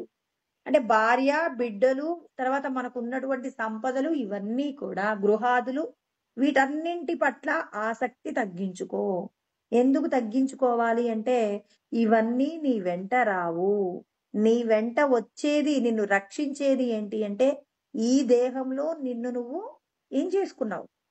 కోరికల చేత బంధించుకున్నావు. ఈ కోరికలు అనేటటువంటి చెర నుండి గనక మనం బయటకు విడిపించుకున్నామంటే, లోపటున్న బ్రహ్మానందాన్ని పొందుతాం. బ్రహ్మానందాన్ని పొందాలంటే ప్రతి ఒక్కరు ఏం చేయాలి? మనం భగవంతుడు చెప్పిన నియమాలు పాటించాలి. ఎన్ని నియమాలు పాటిస్తే అంతటి ఆనందం దొరుకుతుంది, శాంతి దొరుకుతుందండి. మనకు శాంతి లోపించడానికి కారణం ఏంటి అంటే, భగవంతుడు చెప్పే నియమాలు తెలుసుకోవడంలో మనం నిర్లక్ష్యంగా ఉంటాం. మొదటిది. తెలుసుకున్న దానిని ఆచరణలో పెట్టుకుందామా అంటే, ఆచరణలో పెట్టుకోం. ఇప్పుడు మనం ఏం చేయాలి? ఈ దేహబంధంలో నుంచి విడిపడాలండి. విడిపడాలి అంటే సమర్థత కలిగినటువంటి గురువు దొరికినప్పుడు మనం ఈ దేహంలో నుంచి విడిపడతాం. అంటే ఆచరణతో కూడిన సద్గురు స్వరూపం గనక మనకు దొరికిందనుకోండి, అప్పుడేమవుతుంది? మనం ఈ దేహం అనేటటువంటి చెరలో నుంచి విడిపడతాం. ఇప్పుడు ఒక గాడిదను ఒక వ్యక్తి పెంచుకున్నాడండి. పెంచుకున్న తర్వాత కొద్ది రోజులకి ఇది ఇంట్లో నుంచి బయటికెళ్ళిపోయింది. ఎక్కడో అడవిలో తప్పిపోయిందనమాట. రాలేదు ఇంటికి. తర్వాత కొద్ది రోజుల తర్వాత మళ్ళీ ఇల్లు వెతుక్కుంటూ వచ్చిందండి. అక్కడ ఎప్పటినుంచో ఈ గాడిదతో పాటే ఉందనమాట. గాడిదతో పాటే ఉండి, ఏనుగు పిల్ల కూడా అడవిలో నుంచి చిన్నప్పుడే తప్పిపోయి వచ్చింది. ఇప్పుడు ఏనుగు పిల్లని ఆయన ఏం చేశాడు? ఏనుగును చూసుకునేటటువంటి వ్యక్తి అంటే ఒక యజమాని. ఏనుగుని కూడా ఒక చిన్న గొలుసుకు కట్టేసి ఉంచేవాడు. ఇప్పుడు ఈ గాడిద కొద్ది రోజులు బయటికెళ్ళొచ్చి చెప్పిందనమాట. ఏంటి మీ ఏనుగుల గుంపంతా కూడా నేను అడవిలో చూశాను. చాలా సంతోషంగా ఉన్నాయి. నువ్వు ఇంత పెద్దవాడివైపోయినప్పటికీ కూడా నువ్వు ఇక్కడ ఈ యజమానికి నువ్వు పనులు చేసి పెడుతూ ఉన్నావు. మరి నువ్వు కూడా మీ వాళ్ళతో వెళ్లి తిరగొచ్చుగా అంటే, నాకు కూడా వెళ్ళాలనే ఉందండి. కాకపోతే మరి నేను ఫస్ట్ నుంచి కూడా మొదటి నుంచి కూడా నేను ఇక్కడే ఉన్నాను. అయినా నన్నేమో యజమాని గారు గొలుసుతో కట్టేశారు. మరి ఈ గొలుసు నుంచి నేను విడిపడితే గదా నేను నా ఇంటికి నేను పోయేదంటే, నువ్వు అక్కడ చూశాను. నీకు కూడా తెలుసు. మన యజమాని నీతో ఎన్ని పనులు చేయిస్తాడు. మరి ఇన్ని పనులు చేస్తున్నావంటే నీలో చాలా శక్తి ఉంది. నువ్వు ఒక చిన్న ప్రయత్నం చేస్తే నువ్వు ఆ గొలుసు నుండి బయటపడతావు అంటే, ఆ ఏనుగు ఏం చేసిందంటే వెంటనే ఇలా కాలుని లాగేసిందండి. లాగేయగానే ఆ గొలుసు బయటకొచ్చేసింది. గొలుసు బయటికి రాగానే ఇక గాడిద వైపు ఒకసారి చూసి థాంక్స్ అని చెప్పేసి వెళ్ళిపోతుంది. కానీ నువ్వు విడిపడ్డావు అని చెప్పింది కానీ, నీ ప్రయాణంలో యజమాని ఎదురుగా వస్తే నీ పరిస్థితి ఏంటి అనే జ్ఞానం తెలుసుకోవడంలో ఈ ఏనుగు ఏం చేసింది? తొందరపడి వెళ్ళిపోయింది. ఇప్పుడు ఈ గాడిదకు కూడా యజమాని ఎదురుగా వస్తే ఏం చేయాలో తనకు కూడా తెలియదండి. తెలీదు కాబట్టి ఇప్పుడు ఏనుగు ఏం చేస్తుంది? నేను విడిపడ్డానని చెప్పేసి ఆ గొలుసు నుంచి విడిపించుకున్నందుకు సంతోషంతో వెళ్ళిపోతుంది. ఒక 2 కిలోమీటర్లు ప్రయాణం చేసి ఇక అడవిలోకి వెళ్ళిపోదామనుకునే టైంకి యజమాని అలా ఎదురుగా వస్తున్నాడు చేతిలో అంకుశం పట్టుకో. చిన్నప్పటి నుంచి కూడా ఏనుగు ఎప్పుడైనా పొరపాటుగా ప్రవర్తిస్తే అంకుశంతో ఏం చేస్తాడు? తన కుంభస్థలం మీద ఒక్కటేస్తాడండి. ఏనుగుకి చాలా భయమండి. తన కుంభస్థలం మీద గనక ఎవరైనా ఒక చిన్న దెబ్బ వేస్తే తను తట్టుకోలేదట. ఎంతో దుఃఖాన్ని పొందుతుందట. ఇప్పుడు ఆయనకి చిన్నప్పటి నుంచి ఆ ఏనుగును పెంచడంలో ఆయనకి చాలా టెక్నిక్స్ తెలుసు కాబట్టి, ఆయన చేతిలో ఉన్నటువంటి అంకుశం చేత ఒక్క దెబ్బ వేశాడట. "ఎక్కడికి వెళ్తున్నావు నువ్వు" అని చెప్పేసి. అనగానే ఇక ఆ వ్యక్తిని యజమాని చూసి భయపడిపోయి ఆయన బండి వేసుకొని ఇంటికొచ్చే లోపు ఏనుగొచ్చి తన ప్లేస్‌లో తాను నిలబడ్డది. అప్పుడు గాడిద అడిగింది ఏంటి అని. ఏంటి అంటే, "నీ మాటలు విని నేనెళ్ళాను. యజమాని గారొచ్చి పెద్ద పనిష్మెంటే ఇచ్చారు. నేనందుకే మళ్ళీ తిరిగొచ్చేసాను" అంటే. అంటే విడిపడటం అంటే గాడిదకు కొంత తెలివే తెలుసండి. అంటే నువ్వు నీ దగ్గర ఇంత శక్తి ఉంది అని చెప్పేసి చెప్పింది కానీ, యజమాని ఎదురుగా వస్తే ఆయన నుంచి నిన్ను నువ్వు ఎలా రక్షించుకోవాలో మరి దానికి అన్ని తెలివితేటలు గాడిదకు లేవండి. అందుకే ఇందాకేమన్నారు? శేష జరట గర్దభాః అంటే ముసలి గాడిదలాగా అప్రశస్తమైనటువంటి జీవనం. ప్రశస్తమైనటువంటి జీవనము అంటే జ్ఞానాన్ని విజ్ఞానంగా మలుచుకోవడం. ఇందాక రాజపురోహితుడి గురించి మాట్లాడుకున్నాం. రాజపురోహితుడికి శాస్త్రాలు మాత్రమే తెలుసు. అనుభవం ఎవరికి తెలుసు అంటే మరి గోవులను కాసే పిల్లవాడికి భగవంతుడి మీదున్న భక్తి చేత, ఆ భక్తి చేత సత్యమేదో తెలుసుకోగలిగినటువంటి గొప్ప స్థితిని ఆ పరమాత్మ ద్వారా పొంది ఉన్నాడు కాబట్టి రాజపురోహితుణ్ణి ఆ పిల్లవాడు కాపాడినట్టు ఇప్పుడు ఒక రోజున సింహం కనిపించిందండి. ఇలా పాపం ఏనుగు బాధపడుతూ ఉన్నటువంటి సందర్భం. నా కర్మ నేనెప్పటికీ విడుదల పొందలేను. ఈ యజమాని నుంచి నేను బయటపడలేనని చెప్పేసి బాధపడుతూ. అంటే మనం కూడా ఈ దేహం అనేటటువంటి పంజరంలో చిక్కుకొని దేహ సంబంధమైన విషయాలు విడిపించుకుందాం అనుకుంటాం. మరి మనం సద్గురువు చెప్పేటటువంటి జ్ఞానాన్ని వింటుంటాం, నేర్చుకుంటాం. అబ్బా! నేను విడిపడుతున్నాను అనేటటువంటి సంతోషంలో మనం ఏం చేస్తూ ఉంటామంటే మరి పూర్ణంగా జ్ఞానాన్ని తెలుసుకోవడంలో, ఆచరించడంలో మన యొక్క పుణ్యాన్ని బట్టే మనకు గురు స్వరూపం దొరుకుతుంది కాబట్టి, ఆచరణతో కూడిన అనుభవపూర్వకమైన బ్రహ్మానందాన్ని పొందేటటువంటి ఎప్పుడూ పారవశ్యంతో ఉండేటటువంటి సద్గురువు దొరకనందువల్ల మనం ఏం చేస్తూ ఉన్నాం? ఇదే ఇక మనం గడిపేటటువంటి జీవనమే గొప్పది అనుకుంటూ జీవిస్తూ ఉన్నామండి. నేను సద్గురువు దగ్గర జ్ఞానం పొందాను. ఇక నాకు పూర్ణమైనటువంటి స్థితి వచ్చిందనేటటువంటి మాయలో ఉంటాం. కానీ పూర్ణమైనటువంటి స్థితి ఉన్నటువంటి స్వరూపాలైనటువంటి రమణ మహర్షి, రామకృష్ణ పరమహంస లాంటి వారి యొక్క జీవిత చరిత్రలను మనం అధ్యయనం చేస్తూ వాళ్ళ యొక్క ఆనందానుభూతి, వాళ్ళ యొక్క ఏమంటారు? వాళ్ళ లోపట కలిగేటటువంటి ఎంతో గొప్పదైన ఏ వస్తువు పట్ల కూడా కోరిక లేనటువంటి స్థితి కలిగి ఎప్పుడూ బ్రహ్మానందము చేత రమించేటటువంటి వాళ్ళ యొక్క స్థితి చాలా గొప్పగా ఉంటుంది. ఇప్పుడు ఒక రోజున సింహం అటుగా వెళ్తూ ఒక్కసారి ఈ ఏనుగుకెళ్ళి చూసిందనమాట. తన రాజ్యంలో సింహమే కదండి రాజ్యానికి రాజు. ఒక్కసారి చూసి తన రాజ్యంలో "నువ్వేంటి ఇక్కడున్నావంటే" "నన్ను పలానా యజమాని గారు చిన్నప్పటి నుంచి కూడా పోషణ చేశారు. వీళ్ళే నన్ను చూసుకుంటున్నారన్నారు." అంటే "నువ్వు ఇక్కడే ఉండిపోతావా? నీ రాజ్యానికి నువ్వు రావా?" అంటారు. ఎలా రాగలనండి? ఆయనొస్తే అంకుశంతో కొడతాడు. నేను రాలేనంటారు. అంటే "నేనున్నాను నువ్వు రా" అంటారు. నేనున్నాను నువ్వు రా అంటే ఏనుగేం చేస్తుంది? ఆ గొలుసుని ఇలా దానికి ఎంత ఈజీ అంటే గొలుసుని విడిపించుకోవడం. అతడేదో ఒక చిన్న ఒక ఇనప సువ్వకు కట్టేస్తాడనమాట. దాన్ని విడిపించుకొని వెళ్ళిపోతూ ఉంటుంది. ఎదురుగా యజమాని వచ్చాడు. సింహానికి ఎదురుగా యజమాని నిలబడగలడా? నిలబడలేడు. నిలబడలేడు కాబట్టి సింహానికి ఎదురుగా ఉన్నప్పుడు ఏనుగేం చేస్తుంది? పక్క నుంచి వెళ్ళిపోతుంది. యజమాని తన ప్రాణం పోతుందేమోననేటటువంటి భయం చేత అతడెక్కడో సింహం వెళ్ళేంత వరకు దాగి ఉంటాడు. అయ్యో! ఏనుగు పోతే పోయింది. సింహం చేతిలో చిక్కానంటే నా ప్రాణమే పోతుందని చెప్పేసి భయం. అంటే ఈ దేహానికి సంబంధించినటువంటి ఇంద్రియాలు కూడా ఎంత బలవంతమైన మనల్ని విడిపించగలిగినటువంటి సద్గురువు జ్ఞానాన్ని అనుభవపూర్వకంగా పొందినటువంటి గురువే గనక మనకి మన అదృష్టం కొద్దీ దొరికితే గనక మనమేం కావచ్చు అంటే బ్రహ్మానందాన్ని పొందవచ్చు.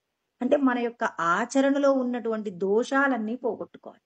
తెలుసుకోవాలండి. ఇక్కడ మనకి ఒక్కొక్కరి యొక్క వైరాగ్యం గురించి, శ్రీరామచంద్రుడి యొక్క వైరాగ్యం గురించి మాట్లాడుతున్నాం. మనకింతటి వైరాగ్యం వస్తేనే పరమాత్మను పొందడానికి కావలసినటువంటి స్థితి. అందరికీ తెలిసిందే. ఏంటంటే, మురికి వస్త్రానికి రంగు పట్టనట్టు మన లోపట దేహానికి సంబంధించిన విషయాల మీదున్న వ్యామోహం తగ్గనంత వరకు భగవదనుభూతి పొందలేం. మనం భగవదనుభూతి పొందామనేది భ్రమ అండి. భగవదనుభూతి పొందడం అంటే ఎలా ఉంటుంది అంటే, నీకు దేని మీద కూడా కోరిక ఉండకూడదండి. దేని మీద అంటే, అయ్యో! చాలా మంది మాట్లాడతారు, అయ్యో! నాకు సంపదల మీద పెద్దగా ఇష్టం ఉండదు. ఉన్నదానితోనే సంతోషం. ఉన్నదానిలో కూడా సమస్తము వెళ్ళిపోయినా ఏమాత్రము ఇబ్బంది పడకుండా ఉండటం. దానికోసం అని చెప్పేసి ఒక బ్రాహ్మణుడట ఎప్పుడు కూడా బాగా దానం చేస్తూ ఉంటాడట. అందరికీ కూడా మంచి భోజనం పెడుతూ సంతోషం. వాళ్ళు తింటే ఈయన సంతోషపడతాడట. ఇలా ఉంటే ఎవరిని చూసినా శివుణ్ణి చూసినట్టే అనుకుంటాడట. ఇలా తనకున్న ఐశ్వర్యానంతా అందరికీ భోజనం పెట్టేసి తాను సంతోషపడుతూ చివరికి తన ఐశ్వర్యం అంతా పోయిందట. పోతే అప్పుడు భార్యాభర్తలు ఇరువురు కూడా ఇంకా సంపదలు పోతే పోయాయిలేండి, ఇక ఈశ్వరారాధన చేసుకోవచ్చు, మనం ఈ చివరి జీవితాన్ని ఈశ్వరారాధన చేసుకుందాము అని చెప్పేసి అనుకున్నారట. అనుకున్న టైంలో శివుడు అనుకున్నాడట, వీరు ఈ సమయంలో ఏ సంపదలు లేనటువంటి సమయంలో నేను వీళ్ళింటికి వెళ్తే నన్ను ఎలా చూస్తారో చూద్దాము అంటే, తినడానికి కూడా సరిగా తిండి లేదండి. జోరు పెద్దగా వర్షం వస్తుంది. ఆ వర్షం వస్తున్న టైంలో మరి ఇతడు ఒక బ్రాహ్మణుడు రూపంలో, వృద్ధ బ్రాహ్మణుడు రూపంలో వెళ్ళి, అయ్యా వారం రోజుల నుంచి నేను అన్నం తినలేదు, నాకు ఒక్క ముద్ద కొంచెం అన్నం ఉంటే పెడతారా అని చెప్పేసి అడిగితే, భార్యాభర్తలు ఇద్దరు కూడా ఒకరి ముఖం ఒకరు చూసుకున్నారట. ఇంట్లో ఏమీ లేదు, వాళ్ళు తినక వారం రోజులైందట. అటువంటి సందర్భం నిజంగా జరిగిన కథలండి ఇవన్నీ. శివపురాణంలో రాయబడిన కథల గురించే చెప్తున్నాం కానీ ఏదో కల్పితాలైతే చెప్పటం లేదు. భగవంతుడి మహిమ అండి. మనం ఎంత సాధన చెయ్యాలో సాధన గురించి ఆలోచించండి. అయ్యో నాకు అన్నీ ఉన్నాయని పరమాత్మను పొందేస్తానని ఎవరు అనుకోకండి. మనకున్నటువంటి ఆ వైరాగ్యం ఎలా ఉండాలి? దేని మీద ఇతరులకు పెట్టడంలోనే తృప్తి ఉంది తప్ప వాళ్ళు తినకపోయినా తృప్తిగా ఉన్నారు. చూడండి, ఆ స్థితిలో మనం ఉంటే ఇక మనకి ఏ జ్ఞానం అవసరం లేదు. ఇప్పుడు వాళ్ళు ఏ జ్ఞానం వింటున్నారు? వాళ్ళేంటి, ఇప్పుడు ఇంటికి వచ్చినటువంటి వ్యక్తికి ఇదంతా భక్తి అండి, మాకు జ్ఞానం బాగా ఉంది అంటే, భక్తి లేనిది జ్ఞానం ఎక్కడుందండి? ఇంటి పునాది లేకుండా మరి ఇల్లు నిలబడుతుందా? పిల్లర్లు లేకుండా ఇల్లు నిలబడుతుందా? భక్తి లేకుండా జ్ఞానం నిలబడదు, ధ్యానం నిలబడదు, ఏది కూడా నిలబడదండి. భక్తి, నువ్వెవరిని తెలుసుకుందాం అనుకుంటున్నావు? ఈ జగత్పాలకుడైనటువంటి పరబ్రహ్మం తెలుసుకోవాలనుకుంటే పరబ్రహ్మం యొక్క సృష్టి నీకు తెలియాలి కదా. ఆ బ్రహ్మమును పొందాలి అంటే బ్రహ్మం మీద భక్తి లేకుండా ఎవరిని పొందుతావు? మాకు అవసరం లేదండి అనంటే, అవసరం లేదు అంటే నువ్వు అన్నట్టుగా ఏం జరగదు. బ్రహ్మానందాన్ని పొందనిదే నువ్వు పరమాత్మలో ఐక్యం కావడం జరగటం కుదరదండి. నీకు ఎటువంటి స్థితి కలగాలి? నువ్వు తినకుండా వారం రోజులు ఉన్నా తట్టుకోగలిగిన శక్తి నీకుండాలి. పరమాత్మ మీద నమ్మకం ఉంటే కుదురుతుంది.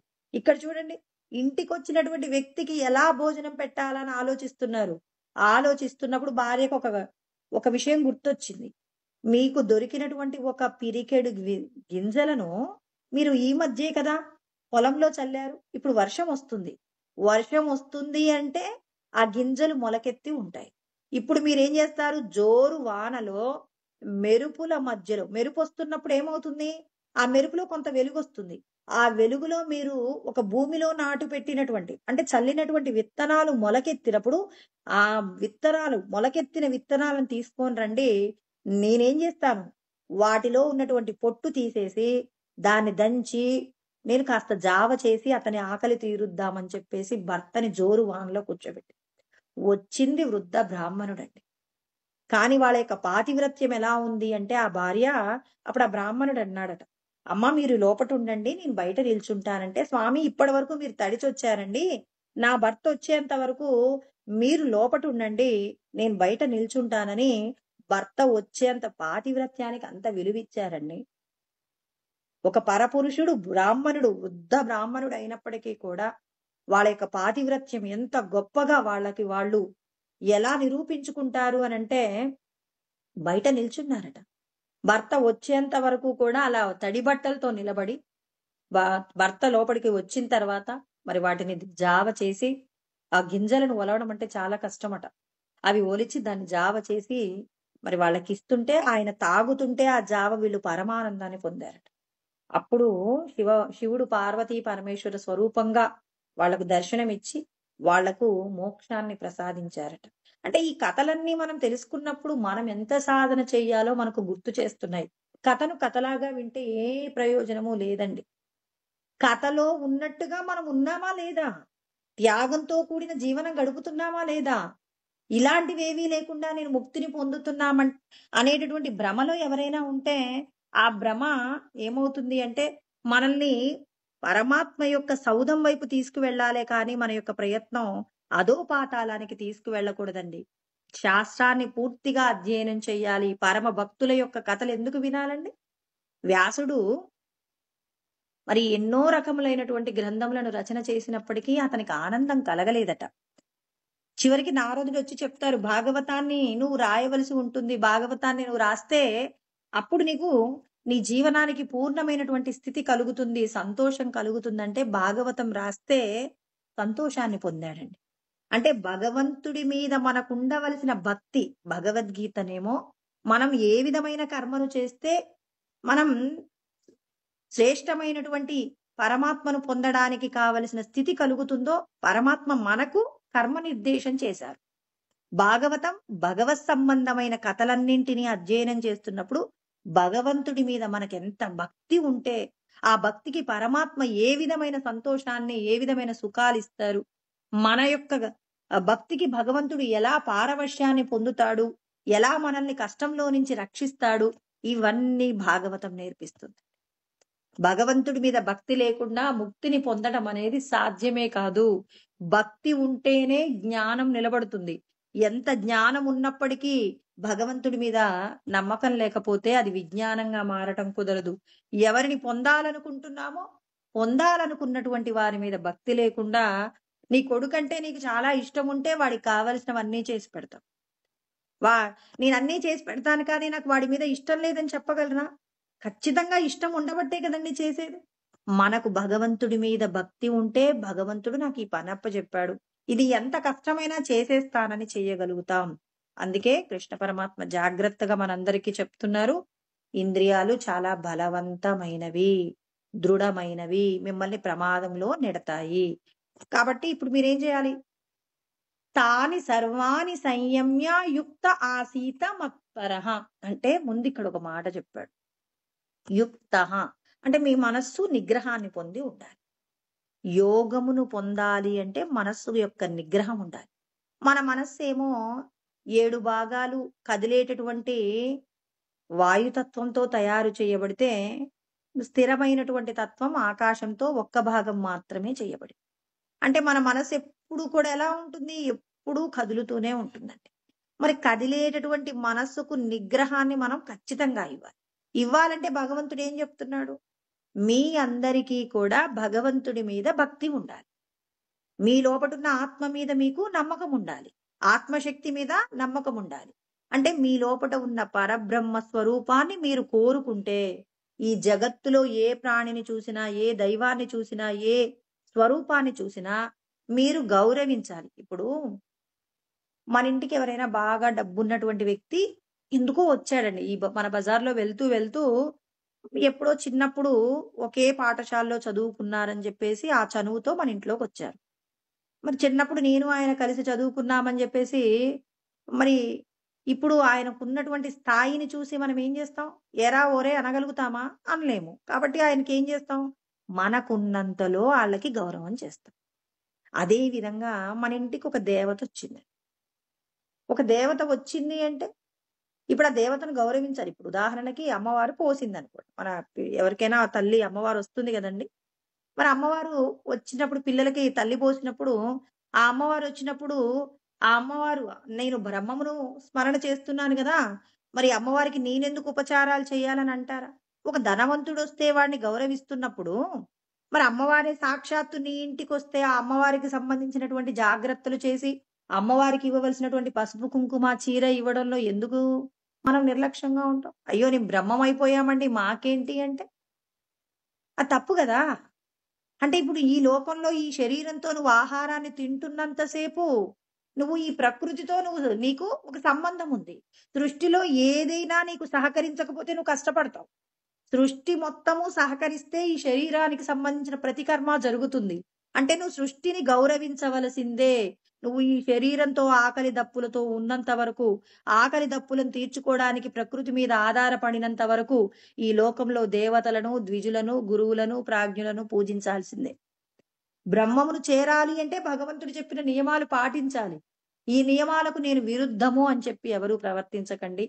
కోట్ల జన్మల్లో చేసిన పుణ్యం ఉంటే భగవంతుడు అంతటా ఉన్నాడనే సత్యం మనం తెలుసుకున్నామండి.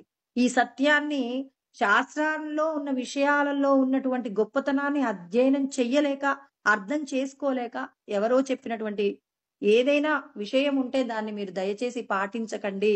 బ్రాహ్మణులకు మనం ఒక శాస్త్రం ఏం చెప్తుందండి? ఒక అయ్యగారిని పిలిచి మనం సత్యనారాయణ స్వామి వ్రతం చేయించుకున్నామనుకోండి. ఆ అయ్యవారికి మనకి కూడా మంత్రాలొచ్చనుకోండి. ఇప్పుడు పిలిచినటువంటి అయ్యగారికి సరైనటువంటి మంత్రాలు సరిగ్గా పలకటం రావట్లేదు, క్రతువు చేయించటం సరిగా రాలేదనుకోండి.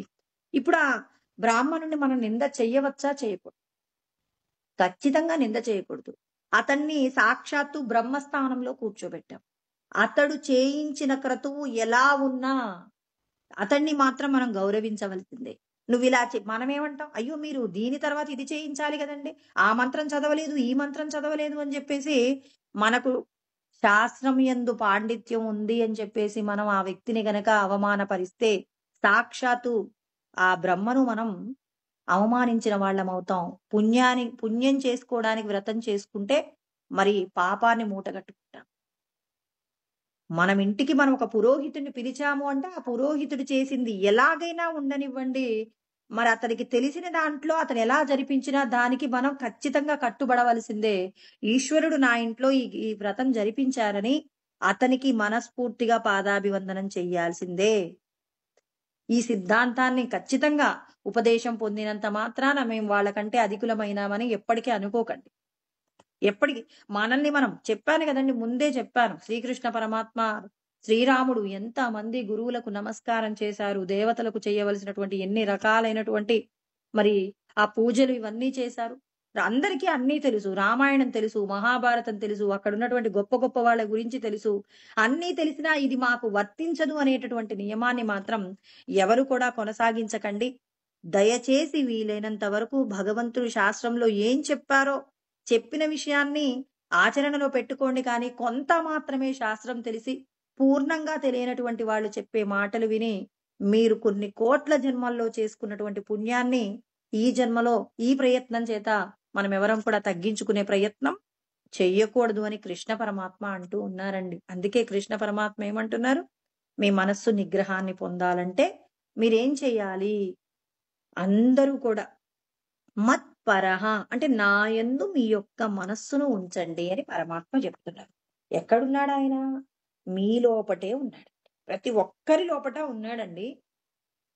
ఆయనేమన్నాడు? అకల్పిత స్వయం జ్యోతిరాత్మనో నేను స్వయంగా మీ లోపట వెలసి ఉన్నానంటున్నారు.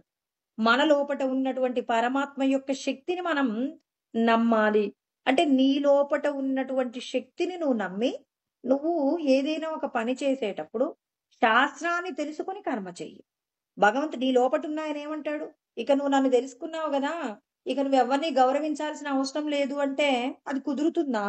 ఈ శరీరం ఉన్నంత వరకు భగవంతుడు ఎవరెవరి గురించినటువంటి ఏ విధమైన కర్మ చేస్తే, ఏ కర్మ చెయ్యాలో ఆ కర్మ చెయ్యాలి. ఇది నిజమో కాదో తెలీదు కానీ, వసుదేవుడంతటి వాడు గాడిద అరవకుండా ఉండడానికి కాళ్ళు పట్టుకున్నాడు అంటారు. మరి చాగంటి గారంటారు అసలు ఈ మాట ఎక్కడా చెప్పలేదని కూడా అంటారు.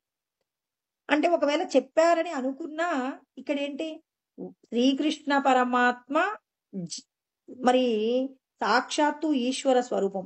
ఆయన యొక్క తండ్రి వసుదేవుడు. మరి వసుదేవుడంతట ఆయనే గాడిద కాళ్ళు పట్టుకున్నాడంటే, అంటే ఎవరు ఏ సమయంలోనైనా ఎవరికైనా ఏం చేయాలి? అవసరాన్ని బట్టి మనం వాళ్ళ దగ్గర చెయ్యి చాపవలసి ఉంటుంది. పెద్దవాళ్ళేమంటారు? ఉప్పు గల్లు కోసమైనా మనం ఎక్కడికో ఒక చోటకి వెళ్ళాల్సి ఉంటుంది అని జెప్పేసి చెప్తారు. అంటే ప్రతి ఒక్కరి పట్ల నువ్వెలా ఉండాలి? జాగ్రత్తగా ఉండాలి. ఇరుగు పొరుగుతో మంచి సంబంధాలు కలిగి ఉండాలి. వాళ్ళకి అన్ని శాస్త్రాలు తెలియకపోవచ్చేమో కానీ, భగవంతుడు అంతటా ఉన్నారు అనే సత్యమే వాళ్ళు చెప్తున్నారు. అందరిలో భగవంతుడున్నారంటే ఎవరికిచ్చేటటువంటి విలువ వాళ్ళకివ్వాల్సిందే. కాబట్టి ఇక్కడ పరమాత్మ ప్రతి ఒక్కరికి కూడా చెప్తూ ఉన్నారు. మీ లోపట ఉన్న నన్ను నమ్మితే, నేను సృష్టించినటువంటి జగత్తును కూడా మీరు గౌరవించాలి. జగత్తును గౌరవించకుండా నేనెవరికీ తగ్గను, నేనే అధికుడను అనేటటువంటి భావన మన మనసులో పెట్టుకొని, పైకి దండం పెడుతూ లోపట మాత్రం నువ్వెంత నాకిందా అని చెప్పేసి నువ్వు మనసులో అనుకున్నావనుకోండి, ఈశ్వరుడు పాపం రాస్తాడు. మనఃపూర్వకంగా ఇప్పుడు సద్గురు దగ్గర ఉపదేశం ఉంది కదా అని చెప్పి మనకేదో ఒక అవసరం ఉండి ఎవరి దగ్గరకో వెళ్ళాం. వెళ్ళి ఆయన దగ్గర కొంత సహాయం కోరుకున్నాం. ఆ వ్యక్తి స్పందించాడు. సహాయం కోరుకునేటప్పుడు కొంచెం బ్రతిమిలాడుకున్నాం. లోపట ఏమనుకుంటాం? నేను పరమాత్మ సంతానం. డైరెక్ట్‌గా గురు శిష్యుడు అంటే గురు బిడ్డని నేను. నేను గురు బిడ్డనయ్యుండి నీ ఇంటికొచ్చానంటే నీ ఇంటికి ఎంత ఐశ్వర్యం రాబోతుంది. ఇక్కడ చేసేదేమో భిక్షాటన. చేసేదేమో సహాయం కదండీ! అంటే అడుగుతున్నాం. సహాయం చెయ్యండి అని అడుగుతున్నాం. సహాయానికొస్తూ లోపల మాత్రం ఏంటి నేను మీ ఇంటికి రావడం అంటే అది ఎంత గొప్ప విషయం. ఎందుకొచ్చావు మరి నువ్వు? నువ్వేగా బ్రహ్మమైపోయావు. నీకా సహాయం అవసరం లేకుండా నీ అంతట నువ్వు సృష్టి చేసుకోవచ్చు కదా! ముందు నువ్వు బంధించబడ్డావనే విషయం తెలుసుకో. ఆ బందీలో నుంచి విడబడితే అసలు నీకెవరి దగ్గరికెళ్ళాలండి నువ్వు? రమణ మహర్షి తాను బ్రహ్మమైపోయిన తర్వాత ఎవరి దగ్గరికైనా వెళ్ళి ఏదైనా అడిగారా? భిక్షాటన చేసేవారు. ఎందుకు చేసేవారంటే, మనం చేసిన పాపపు కర్మలను ఎలా పోగొట్టుకోగలమంటే, మరి బ్రహ్మానుభూతిని పొందినటువంటి వారు భిక్షాటన చేసినప్పుడు మనం పెట్టిన ఆహారము ఏదైతే ఉంటుందో, ఆ ఆహారాన్ని వాళ్ళు తీసుకున్నప్పుడు మన పాపపు కర్మంతా కూడా నశించిపోతుందండి. అంటే మన పాపములను హరించి, మనం కూడా బ్రహ్మమును తెలుసుకోవడానికి కావలసినటువంటి కృషి మరి వాళ్ళు చేశారు. అందుకోసమే వాళ్ళు భిక్షాటన చేస్తారు. వాళ్ళు ఆకలయ్యి భిక్షాటన చెయ్యరండి. వారికసలు ఆకలే ఉండదు. అక్కడున్న 2 ఆకులు తినేస్తే వాళ్ళకి ఆకలి తీరిపోతుంది. అయినా వాళ్ళెందుకుగా ఒక రెండింట్లో, మూడింట్లో ఎందుకు భిక్షాటన చేస్తారు? మన పాపపు కర్మను మనం పోగొట్టుకోవాలంటే మన వల్ల కాదు. ఎవరికో ఒకరికి ఈ చేతో మనం వేరొకరికి ఇస్తేనే మన పాపం పోతుంది తప్ప, ఇవ్వకపోతే పాపం పోదు. ఇలా ప్రతి ఒక్కరూ కూడా ఏం చేయాలి? భగవంతుడు నిర్ణయించినటువంటి ఏదైతే సృష్టి ఉందో, ఆయన సృష్టిలో ఉన్న ప్రతి విషయాన్ని గౌరవించాలి.